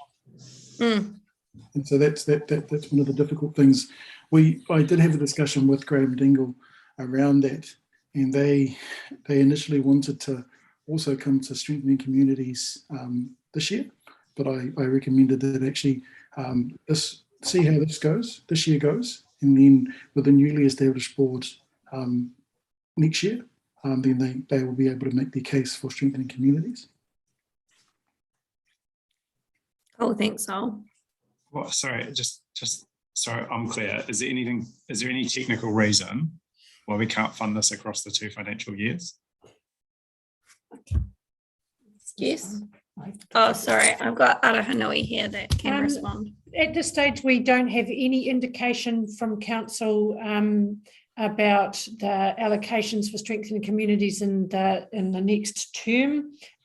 Given that Linwood-Central-Heathcote won't be in existence after the election, my guess is that there won't be an allocation, the normal allocation made to the board following for the next financial year, and it will be based on some kind of formula that takes into account that we'll basically be looking at July and August and part of September before the board no longer is kind of in the position to make those decisions. So I would say that there will be quite a small, there will be a smaller allocation in the next financial year.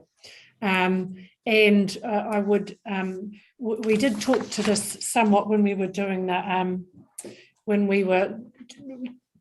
the staff and board workshop, in that there are, when we look at the new financial year, there may be some legacy projects that the board projects that the board wishes to put funding towards from a DRF perspective, that they'll have to take into account in that diminished funding allocation also. So it's a little uncertain, and I can't give you any numbers because I don't know what they are, but I'm not sure that we'd be looking at, I think you might find yourself, my point is that you might find yourself in exactly the same position then as you are now. Thank you for that.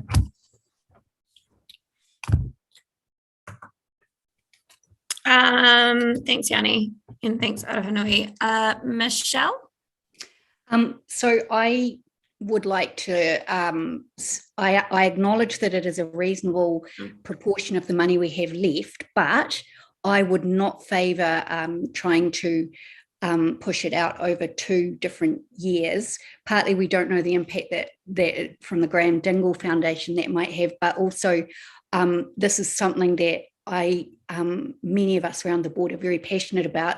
It's youth who, in my view, are often not the target of council funding, and in addition, it's youth that have disengaged from education. So and then this outdoor experience is something that that group in particular may not have the advantage of accessing. So I do support this in the strongest terms. Awesome, thanks, Michelle. And Sarah? Thanks. Yeah. So we had a thing at the Sustainability and Community Resilience Committee where some unallocated funds were transferred into the Metropolitan Discretionary Response Fund from another fund due to the increased need from community groups because of COVID.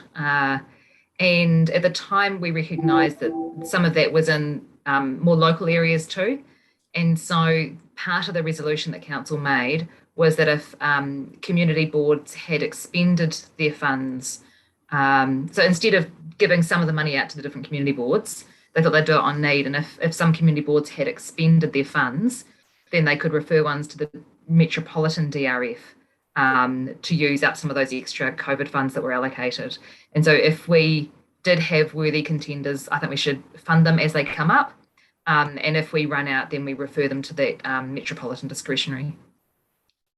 Cool, thank you. That's really great info. Thanks, Sarah. No, I did not know that. Fabulous.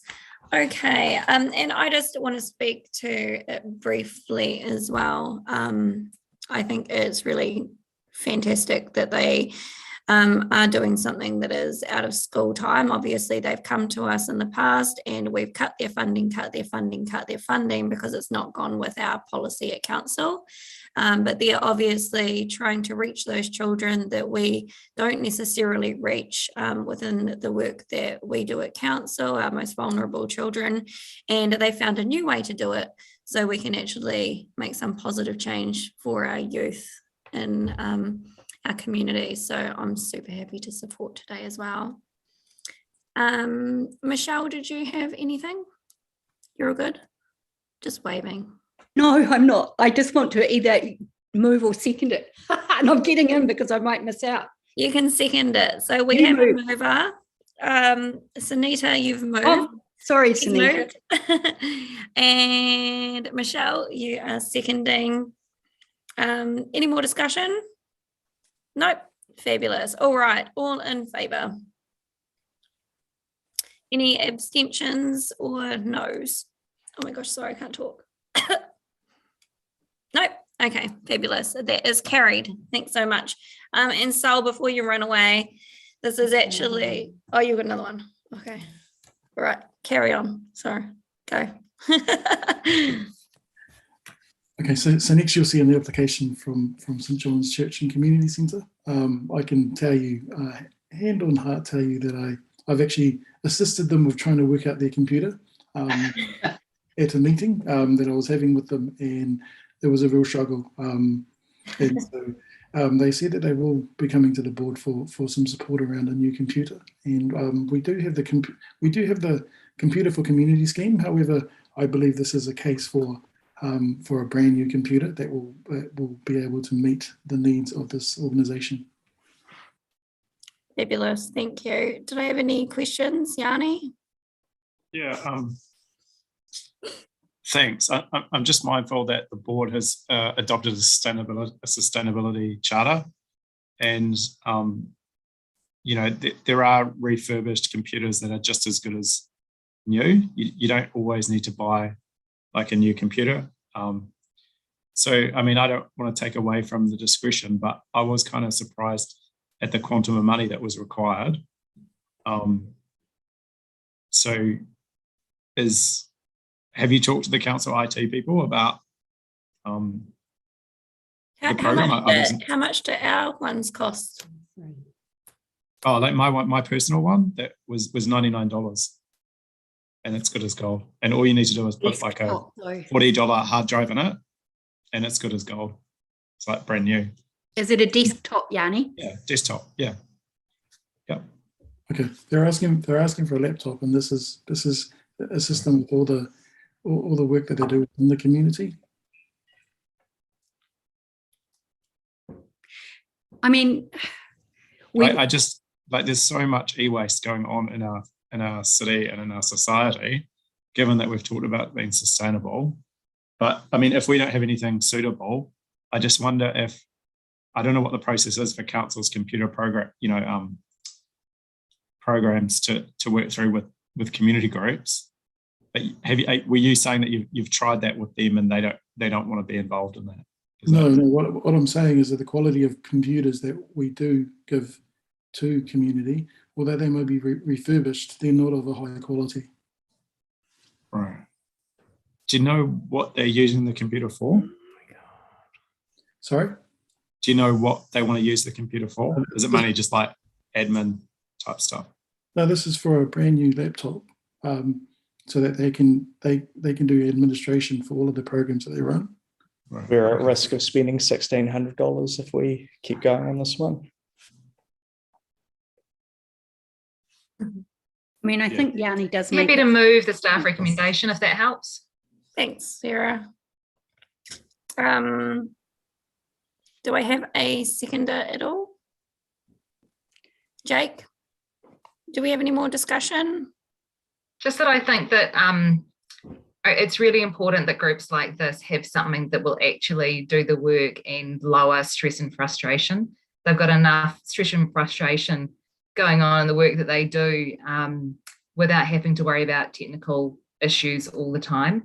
I think that buying, while I'm all in favour of secondhand, and you guys know how much secondhand stuff I've got, and there are times where you do need something off the shelf that's actually going to do you for a longer period of time than would otherwise cope. And I think that they've clearly got something lined up, and I think that making it as easy for them right now as possible. And while, you know, this is a small thing, I think that focusing on system change rather than one laptop is where we should be looking at, for rather than making a group try and search around for someone technical and buy their expertise to get something set up for them. Cool, thank you. I'm going to support the motion. However, I think Yanni makes a point, because I've been through the same situation Yanni has been through, and they simply said to me, look, we can put a new hard drive in your computer, and it works fantastically. So whilst I say I'm going to support the motion, I think Yanni has made a valid point. Cool, thank you, Daryl.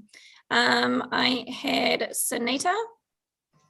Sol, I am with Yanni as well as Sarah's point. So I do support. What I want to know is that the group requires any additional like training, like I'm more thinking from the technical operating point of view. Yes. So as you're aware, a number of our organisations are a little bit older in age, and I guess that's one of our roles as community development advisors in our teams, is to support our organisations. So there are organisations that we can connect them with. That's right. Yeah, because my first community work was teaching elderlies how to operate a computer in St. Albans Community Centre. So I'm quite passionate about it. And so as far as we give them a new gadget, but how to use it is the even more important part.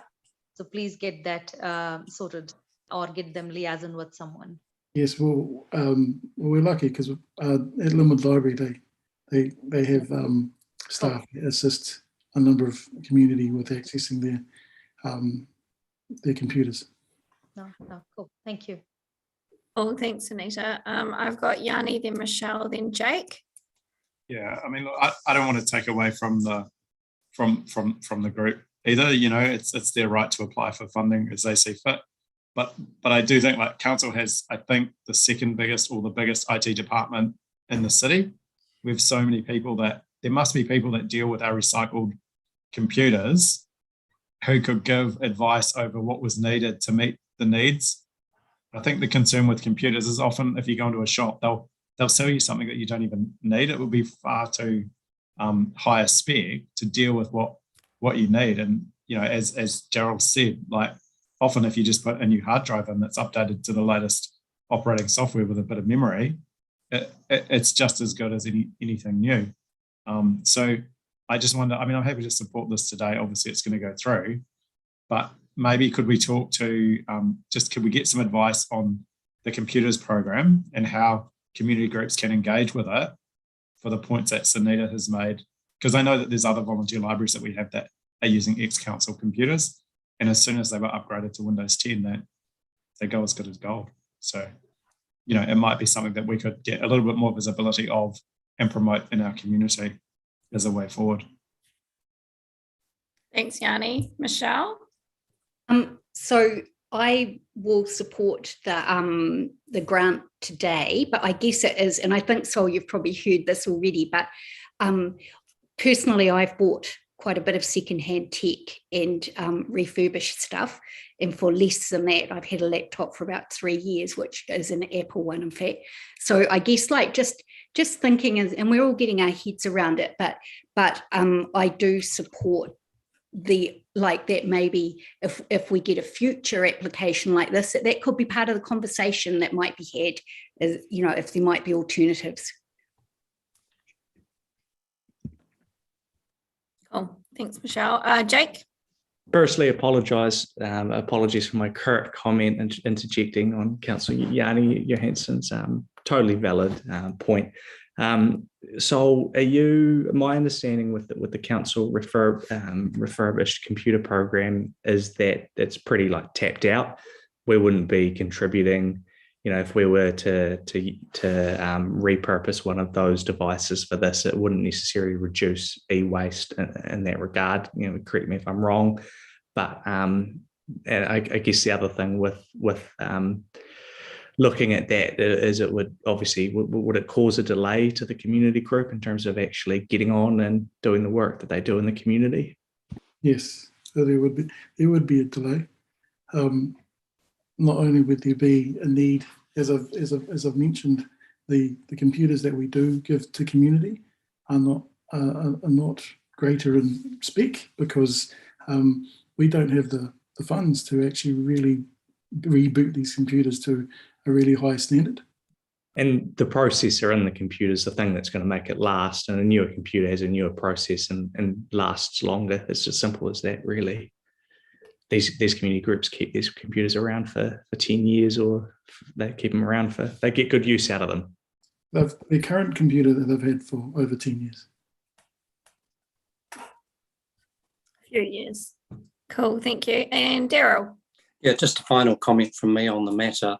The older I get, the more concerned I am slowly becoming in terms of sustainability and minimisation of waste, and very aware of the number of computers that actually do end up on the scrap heap. And when I went through the process of looking at another desktop, and the guy came in, which I think cost me $50-60, and talking to him, and he says, you don't actually need it. All you need to do is redo the hard drive. So just a final comment on that. Well, thanks so much, Daryl. All right. So did I have a mover for it? Sarah, and a seconder? Tim? Cool. If there is no more discussion. Sorry, Madam Chair, you did. You had Sarah as the mover and Jake as the seconder. Oh, okay. If they still Sorry, wish Tim. to do that. Sorry, Tim. Yeah, Jake is all good. Thanks, Liz. All right. All in favour? Awesome. Cool. Thank you so much. And thanks everybody for the debate. I think we brought out some good things to think about, and questions perhaps that could be asked of the team. All right. So it's Sol's last meeting today as well, everyone. So it's another sad time, and you've obviously been with us for a long time, Sol, and can I say I've appreciated all of your support and your guidance and your chats along the lines of like getting stuff done for our communities. You'll be sorely missed, and Sol won't be staying within council.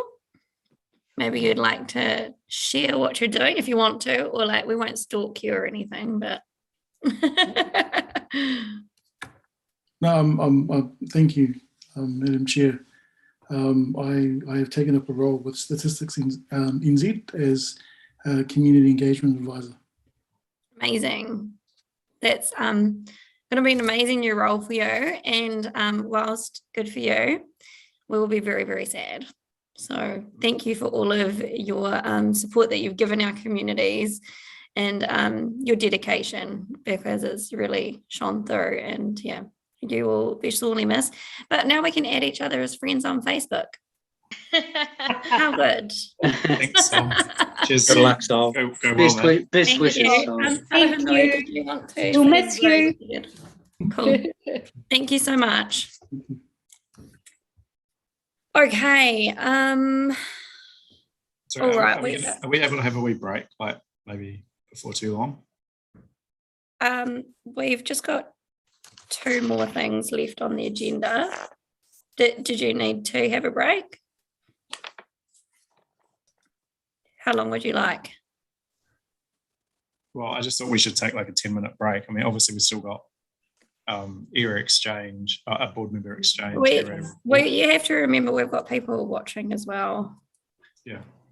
How does everybody else feel? Do you want a break, or do you want to keep going? Because we've just got 2 more things to do. I'm happy to keep going because we've got to be finished by 7 as well. Absolutely. And, yeah, and there's only 40 minutes left. And elected members exchange and the governance report always take a while. Yeah, cool. All right. Sorry about that, Yanni. But we shall carry on. Okay, so moving on to item 13. That is page 49, board members of your, do you want me to turn my sound off and you can turn your sound on? No, I'll just talk loud from here. Okay, cool.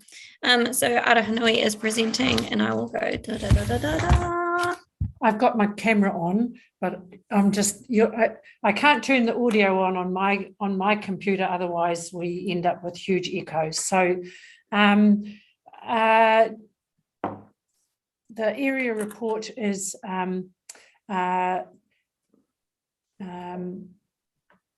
contains, as per usual, a number updates on a number of projects that we're involved in.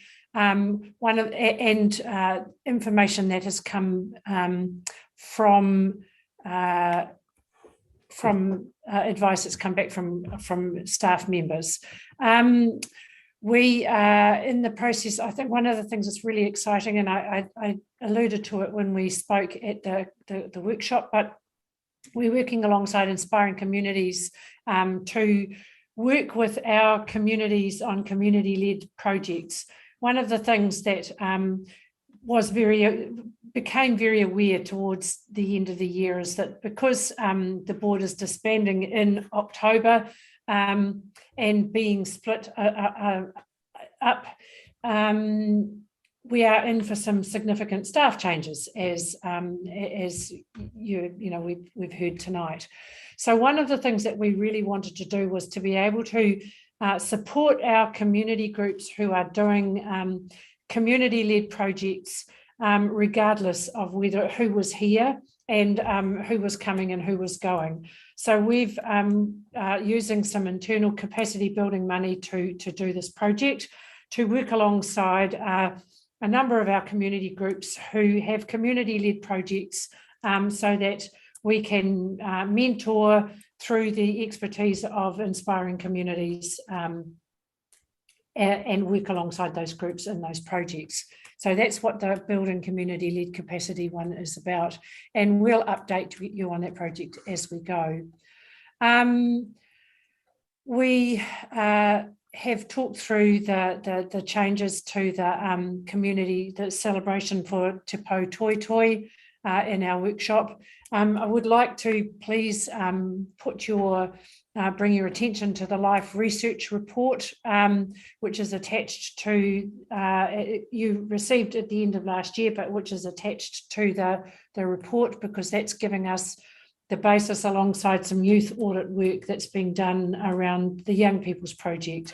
So Rory will continue to do that from Coastal Burwood. Other than that, I think one of the other things is that we've been working alongside the Phillipstown Hub Trust Board to become more aware of what they're looking for. They're working on a month-by-month basis. What is it they're looking for in terms of a new hub, should they find themselves with that lease ending? And the board will be able to come and speak. They'll come and speak to you. The trust board from Phillipstown will come and speak to you once they're a little clearer on that. But what we hope that will enable them to do is really clearly articulate what it is that they want, so that when they're asking for assistance, they can be really specific. Everything else, I think, take as read. And if there are any questions, happy to answer them. The team are here too. Yanni? Oh, thank you. I was just wondering, in terms of the Friends of Linwood Cemetery, where we've got to with the rock, the plaque that we were going to put in. I can't tell you, so we'll find out and get back to you. I think I tried to find it, but I think they produced a quote with a image. So I think they've got the quote of what they wanted. And I thought our staff were going to work with them around the appropriate wording because it's in the cemetery. And then I think we just need some discretionary response fund to make it happen. So I know they were really keen to get it for Anzac Day, if possible. So yeah, if we could just chase up, that would be really cool. I think it might have been at the briefing that we had, but we obviously were confronted with the other issue that took up most of the workshop time. But I know Craig did come, the Friends of Linwood did come to that as well. So. Thanks, Yanni. I've made a note of that. Just the other thing I was going to ask in terms of Ferry Road in Phillipstown, do we, and apologies for not remembering, but I thought we were going to do a site visit walkabout like we're done with Radley Street, where we kind of got together the local community and just walked through. Is that kind of planned, or do I need to bring up another? Yanni, I have been in contact with Viviana. Yeah, great. And okay, we are working on it. She has come back with quite a series of questions that I need to work through right, okay. About that. And it does take a lot of coordination with different areas of council to see if we will have support on the day of the visit. So I am working on it. And of course, COVID-19 is taking us has its own implications when we go out to visit. Yeah, no, that's cool. Yeah, just is it possible just to record that in the action? You'll see in the latest action report there is an update on that. Oh yeah, okay, cool. Thanks. Cool, thank you. Daryl. Thank you. I'm just following up on the email that I sent out to board members about the edible and sustainable garden awards, particularly the issue of equity in terms of being seen to present awards and possibly gifts to one group but not to the other group. I think there's an issue there of equitability for the board. And my suggestion is that all people be treated the same way. And from that perspective, I'm probably going to suggest that all certificates be mailed out. We'd be really happy to comply with that suggestion if the board says yes. Cool. Thanks, Daryl. What's everyone's, just before we move on to the next person, what's everyone's thought on that? I think that's a totally valid point, Daryl, and something we didn't really think through. Yep. Yeah, my apologies that I didn't. I supported it when we had our briefing, and then when I was reading through the minutes, I thought, oh my gosh, we're potentially setting ourselves up for a bit of a fall here. And the reason why I sort of say that, my wife is aware of a person who was so excited about receiving a community garden award that I just sort of thought, well, for that person to receive an award through the post, whereas maybe another group, as I did last year, I actually went out and presented a plant and an award and visited the garden and all that sort of thing. I reflected on it this year. Thank you so much, Daryl. All right, so everybody is all good with us posting both lot of awards. Yep. Fabulous. Cool. Thanks, everyone. We'll make that in action. Thanks, Daryl. Sarah. Thanks. Just to get back to the point around the transition for our community groups, many of whom have been really worried for some time about the transition to a new community board. And while we will hopefully have community board members that they know going with them to those boards, it's a really unsettling time. Staffing changes, those kind of things. I think that the funding, some certainty around funding needs to be organised sooner rather than later. And I would have a really strong view on having much less funding. So my personal preference, if you wanted to, I don't know if we could all back this, would be for us to have the same amount of the sort of standard normal community fund, because it gets done before the election change. And it's unfair for our groups to have to either wait until they get to the new board to have funding allocated, because actually everyone's based on timing and they're used to these funding rounds. I think the only bit of the funding that needs to change is the discretionary response fund. Yeah, so we need our standard funding that we can allocate, and then those groups are funded for a year until the next round. And so it's just the discretionary, because it sounded like what you were saying earlier was that we wouldn't be getting as much in the other stuff. Well, the thing is, I don't know. I think it would be a useful thing for the board to make a raise to have the allocations made clear sooner rather than later. And yes, you're right. It would be the discretionary response part of that. Yeah. Part of it, but we get it as a bulk grant. We do. The board decides what they will put through to strengthening communities and what they will keep as discretionary response fund, and board projects come out of those as well. Yeah. So much of that is done based on staff recommendations though, and I think that there's got to be a certain level of trust. Yeah, based on staff recommendations, but also based on the workshops, the workshops that we do, that we've just had and that we would do again in June. And we need to know what the allocation is going to be so that we can actually, there's there's a domino effect. These things are all connected with each other. And So again, surety would yeah, be useful. I think that Alex presenting to council and asking for just acknowledging that our communities, many of our community groups are concerned about the switch, and not quite sure what it means for them as a group, and that being able to have some certainty sooner rather than later will ease that transition. Would be really good. Thanks. Aye. Yeah, awesome. Thank you, Sarah. I'll do that at the next council thing. Fabulous. Tim.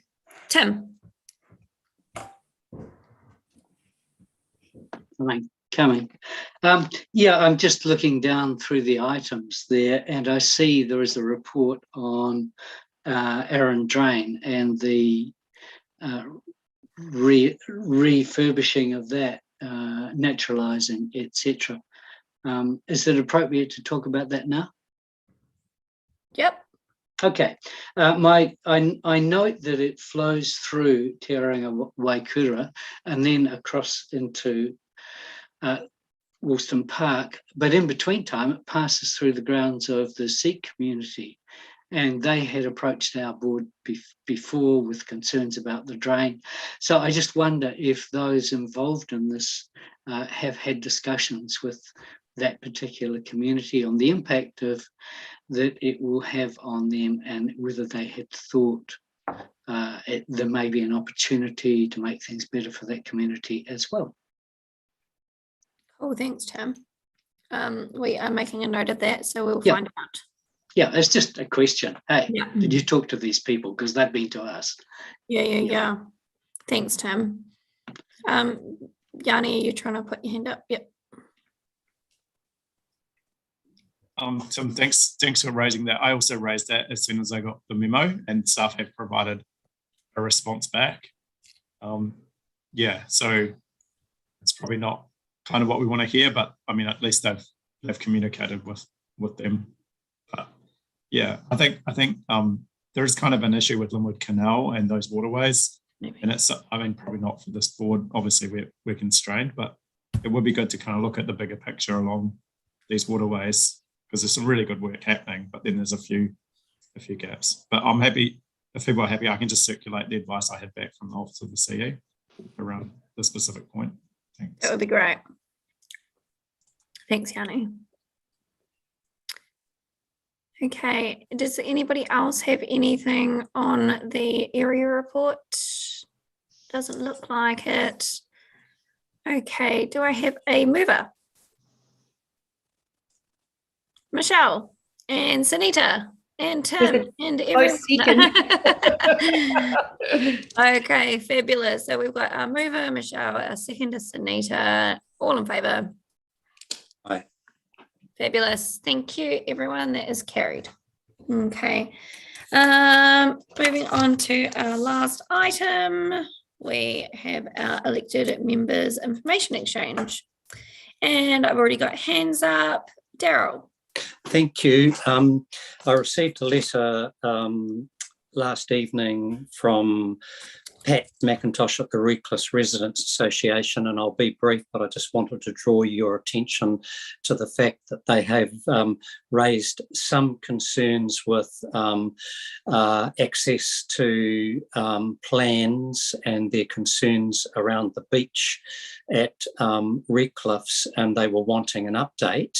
I spoke briefly with Liz this morning, followed up with a discussion with Tim, and at this stage Tim has advised me that there is an identified process to for the Reckless Residents Association to go through via their appointed contact person. So I will be advising the Reckless Residents Association to make contact with that person. So thank you, Liz, and thank you, Tim. And I just wanted to place that one on the record so that we have a copy of it.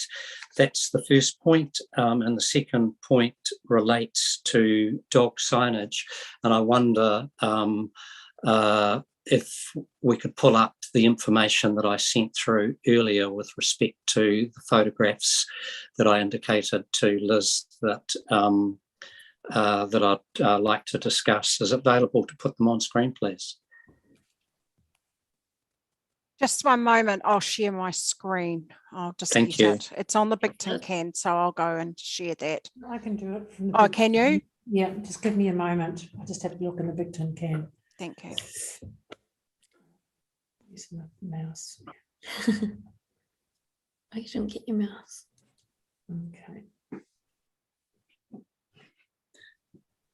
Just while Liz Grace is preparing to put it up, I'll give you some background information.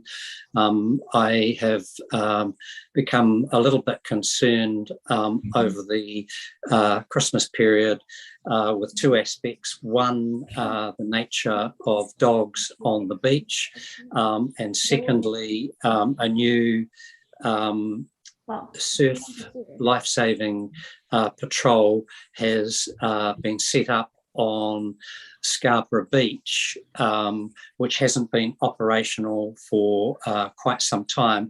And once the diagram is posted, I'll be able to talk further to it and illustrate it to you.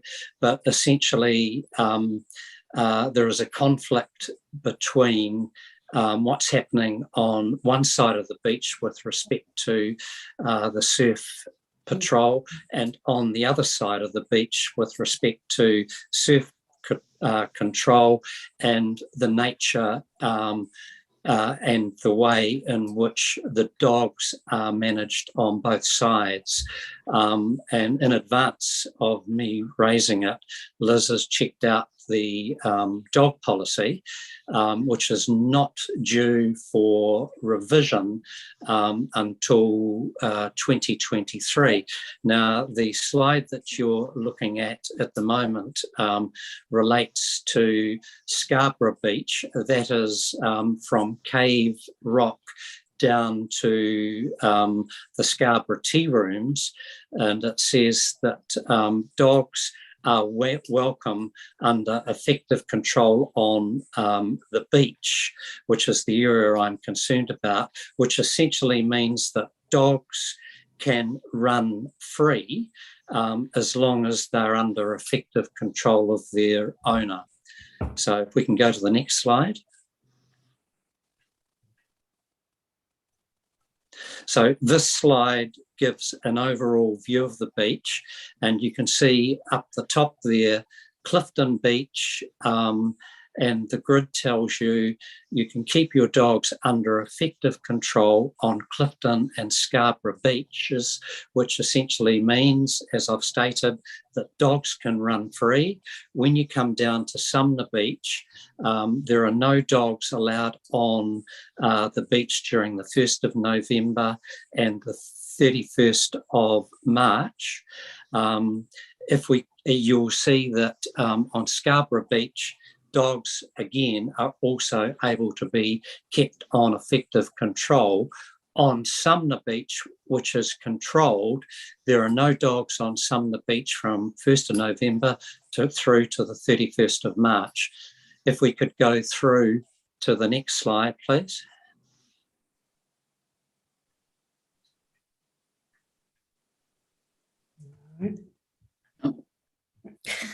One past. That's not mine. Yeah, no, you need to go up. Yeah, I'm going. Run. Running. Okay, this one here, we didn't see the top of the slide, but it's essentially pointing out from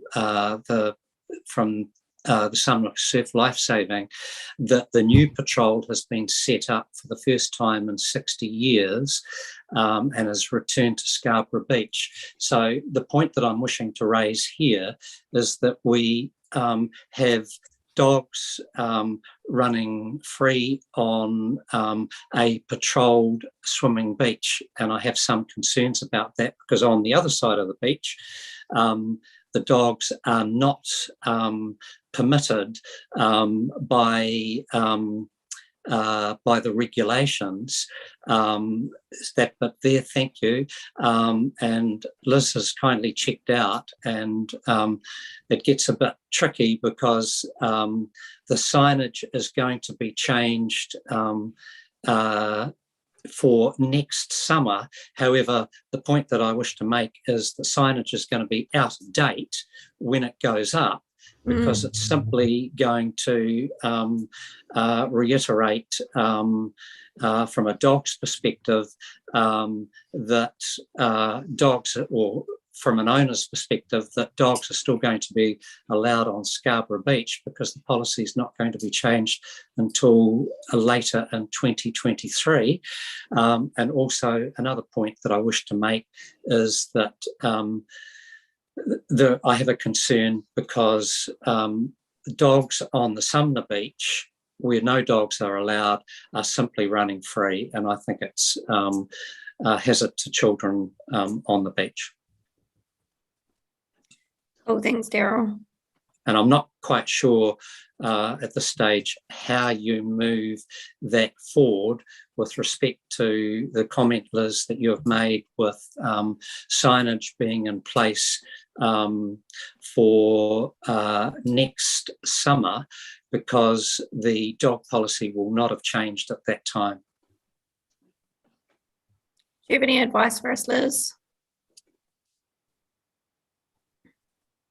Thank you, Daryl. I've only got the staff advice that was sent to and the board members that the bylaw is not coming up for review for a wee while. And as you can see, we have quite a few dogs in Christchurch, a few thousand, which will have to be consulted with to do a change. And it would be a special if we did it before the bylaw review, it would be a special consultative process, and a few of us know how long that can be and how expensive that can be for council. Not that expense should be a thing, but it's one of those things that you take into consideration. Fair point, Liz, but can I also make the point or reiterate the point that I've already made?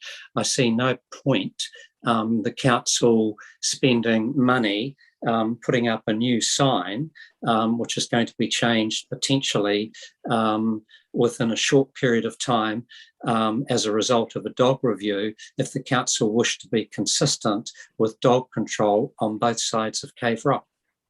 I agree with your point, Daryl. However, do we put signage up now, which you say will be out of date, but the review just doesn't happen in 2 months. It takes quite a long cycle to review the bylaw. So would the board rather, I'm just asking, would you prefer to actually have signage up now that's going to be reviewed? And yes, it won't be just Sumner Beach. If the dog review bylaw is reviewed, there'll be other areas in the city that will have to be updated with signage as well.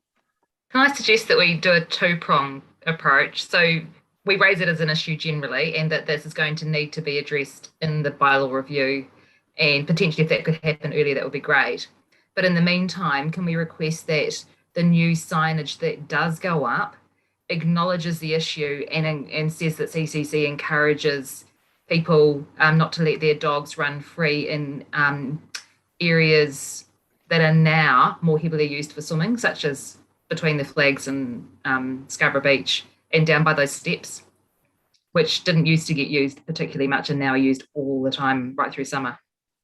But it might just be that the signage can not be, this is bylaw signage, but additional to that and saying, hey, this is more used now, and just encouraging people, to be good community members and keep kind the of dogs away from approach, really.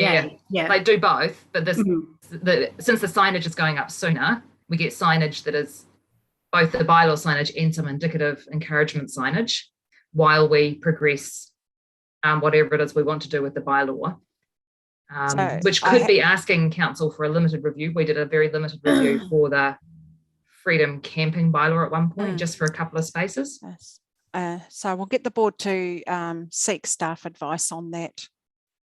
Should be great. And on an advice on a limited review, such as we did for the freedom camping bylaw. Yes, I have noted that. Thank you, Sarah. Thanks, Sarah. I'm happy with that. Cool, thanks team. Yeah, I'd And like to doing a little wave. Yeah, I'd like to comment on that also. I was going to raise dogs as an issue at Members Exchange in relationship to the estuary.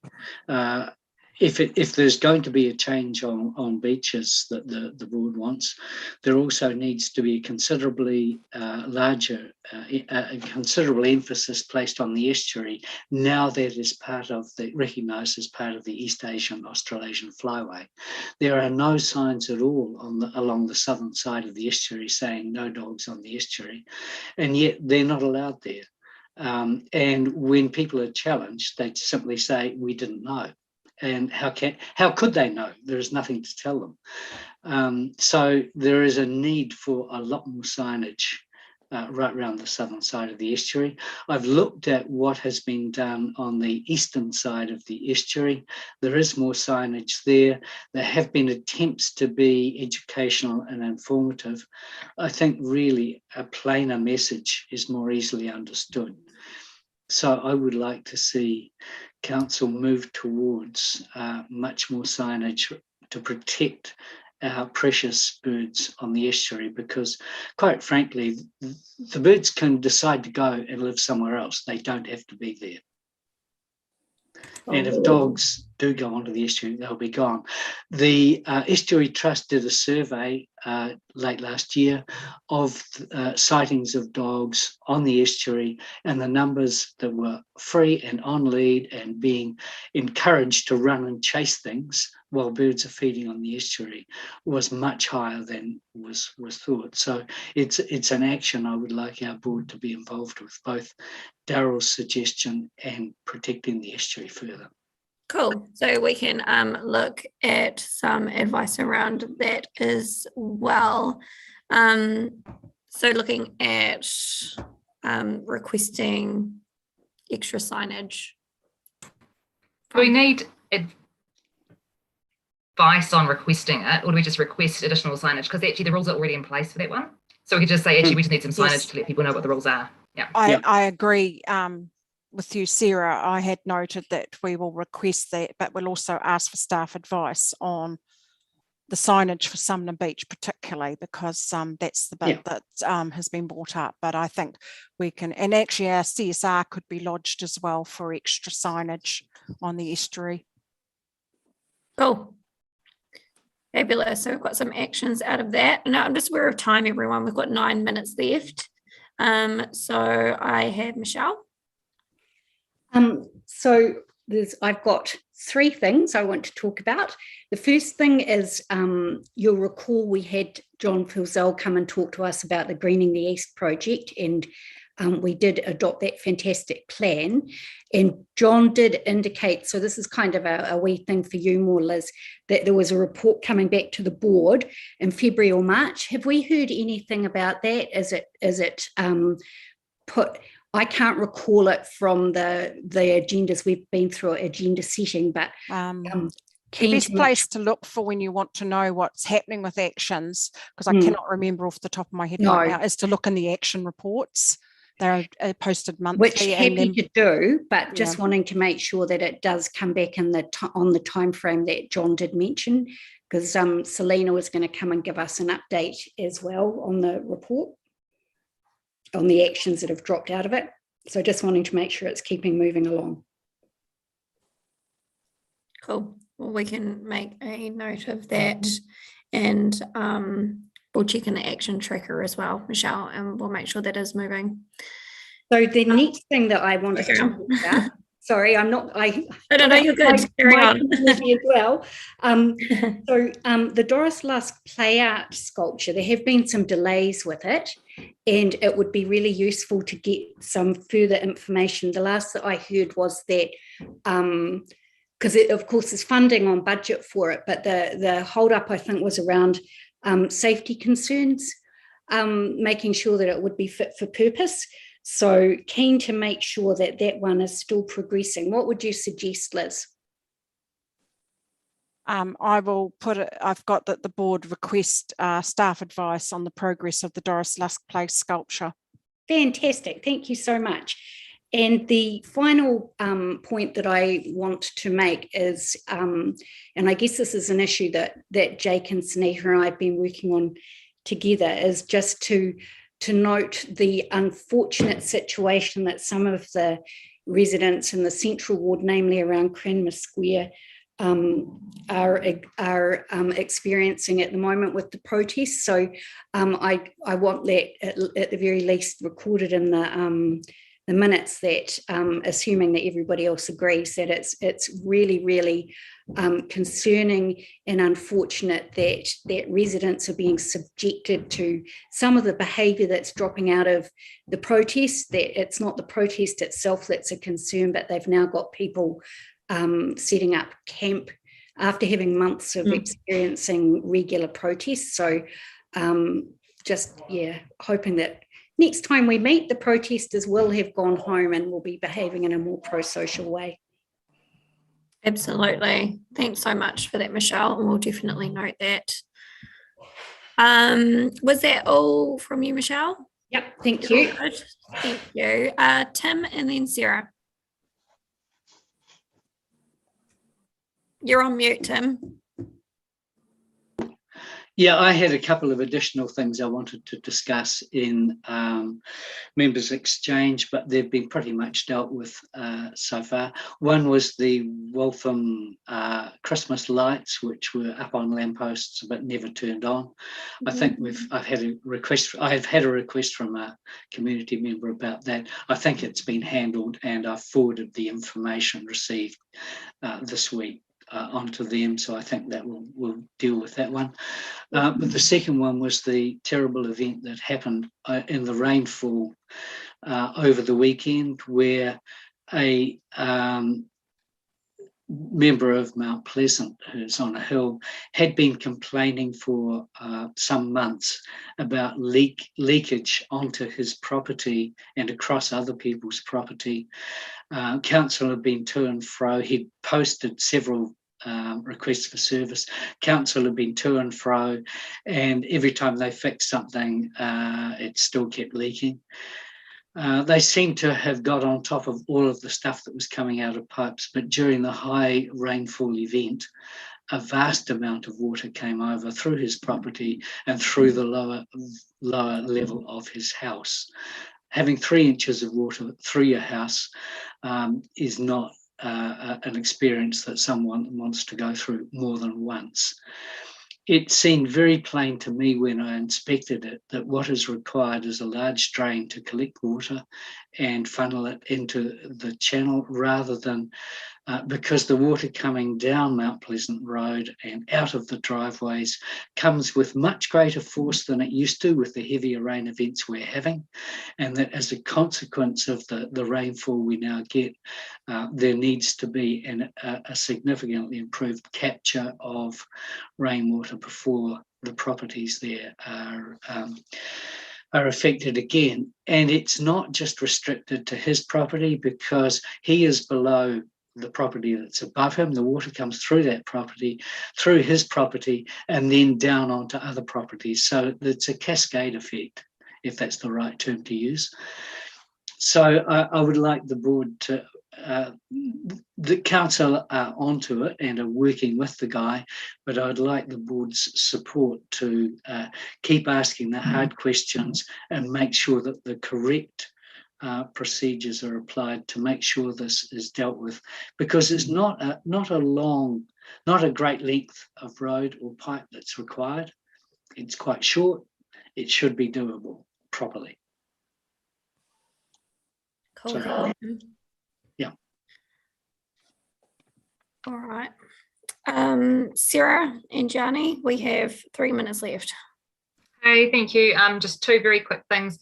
Firstly, at some point, we'll going to be approached by some members of the community around the Cave Rock lights. You'll remember we had a presentation from staff on those. There's been some concern that one around the religious stuff, but actually around the fact that, because I had thought from our presentation that they were only going to be on a couple of nights a year, sort of at Easter and at Christmas, but actually they've been on full time. Just so that you know, I'm kind of working on that in the background to see what the conditions of the lease and things were. It was all a staff delegation, but the board were generally supportive. So I'm just working on that. So there's the community is really split on it. So there's no kind of easy way through, but we're just kind of looking at that one. The other one is Sally's plaque. So we talked at the time Sally died about having a plaque and a tree, and COVID has made things difficult and timing and those kind of things. And I just want to, autumn is planting time. And we had talked about sort of planting a tree, maybe at Te Pau Toi Toi or something like that, and having a plaque for Sally. And I'm just wondering if I get support to get staff to start investigating that for us, so we don't miss out on timing and then disband as a board. But I think that's important for us to do this autumn and ahead of the board being disbanded. Absolutely. So if we could get some advice back on that, that would be fantastic as well. That's really important. Yeah, and I think that part of that has to be talking to her husband too. So yeah.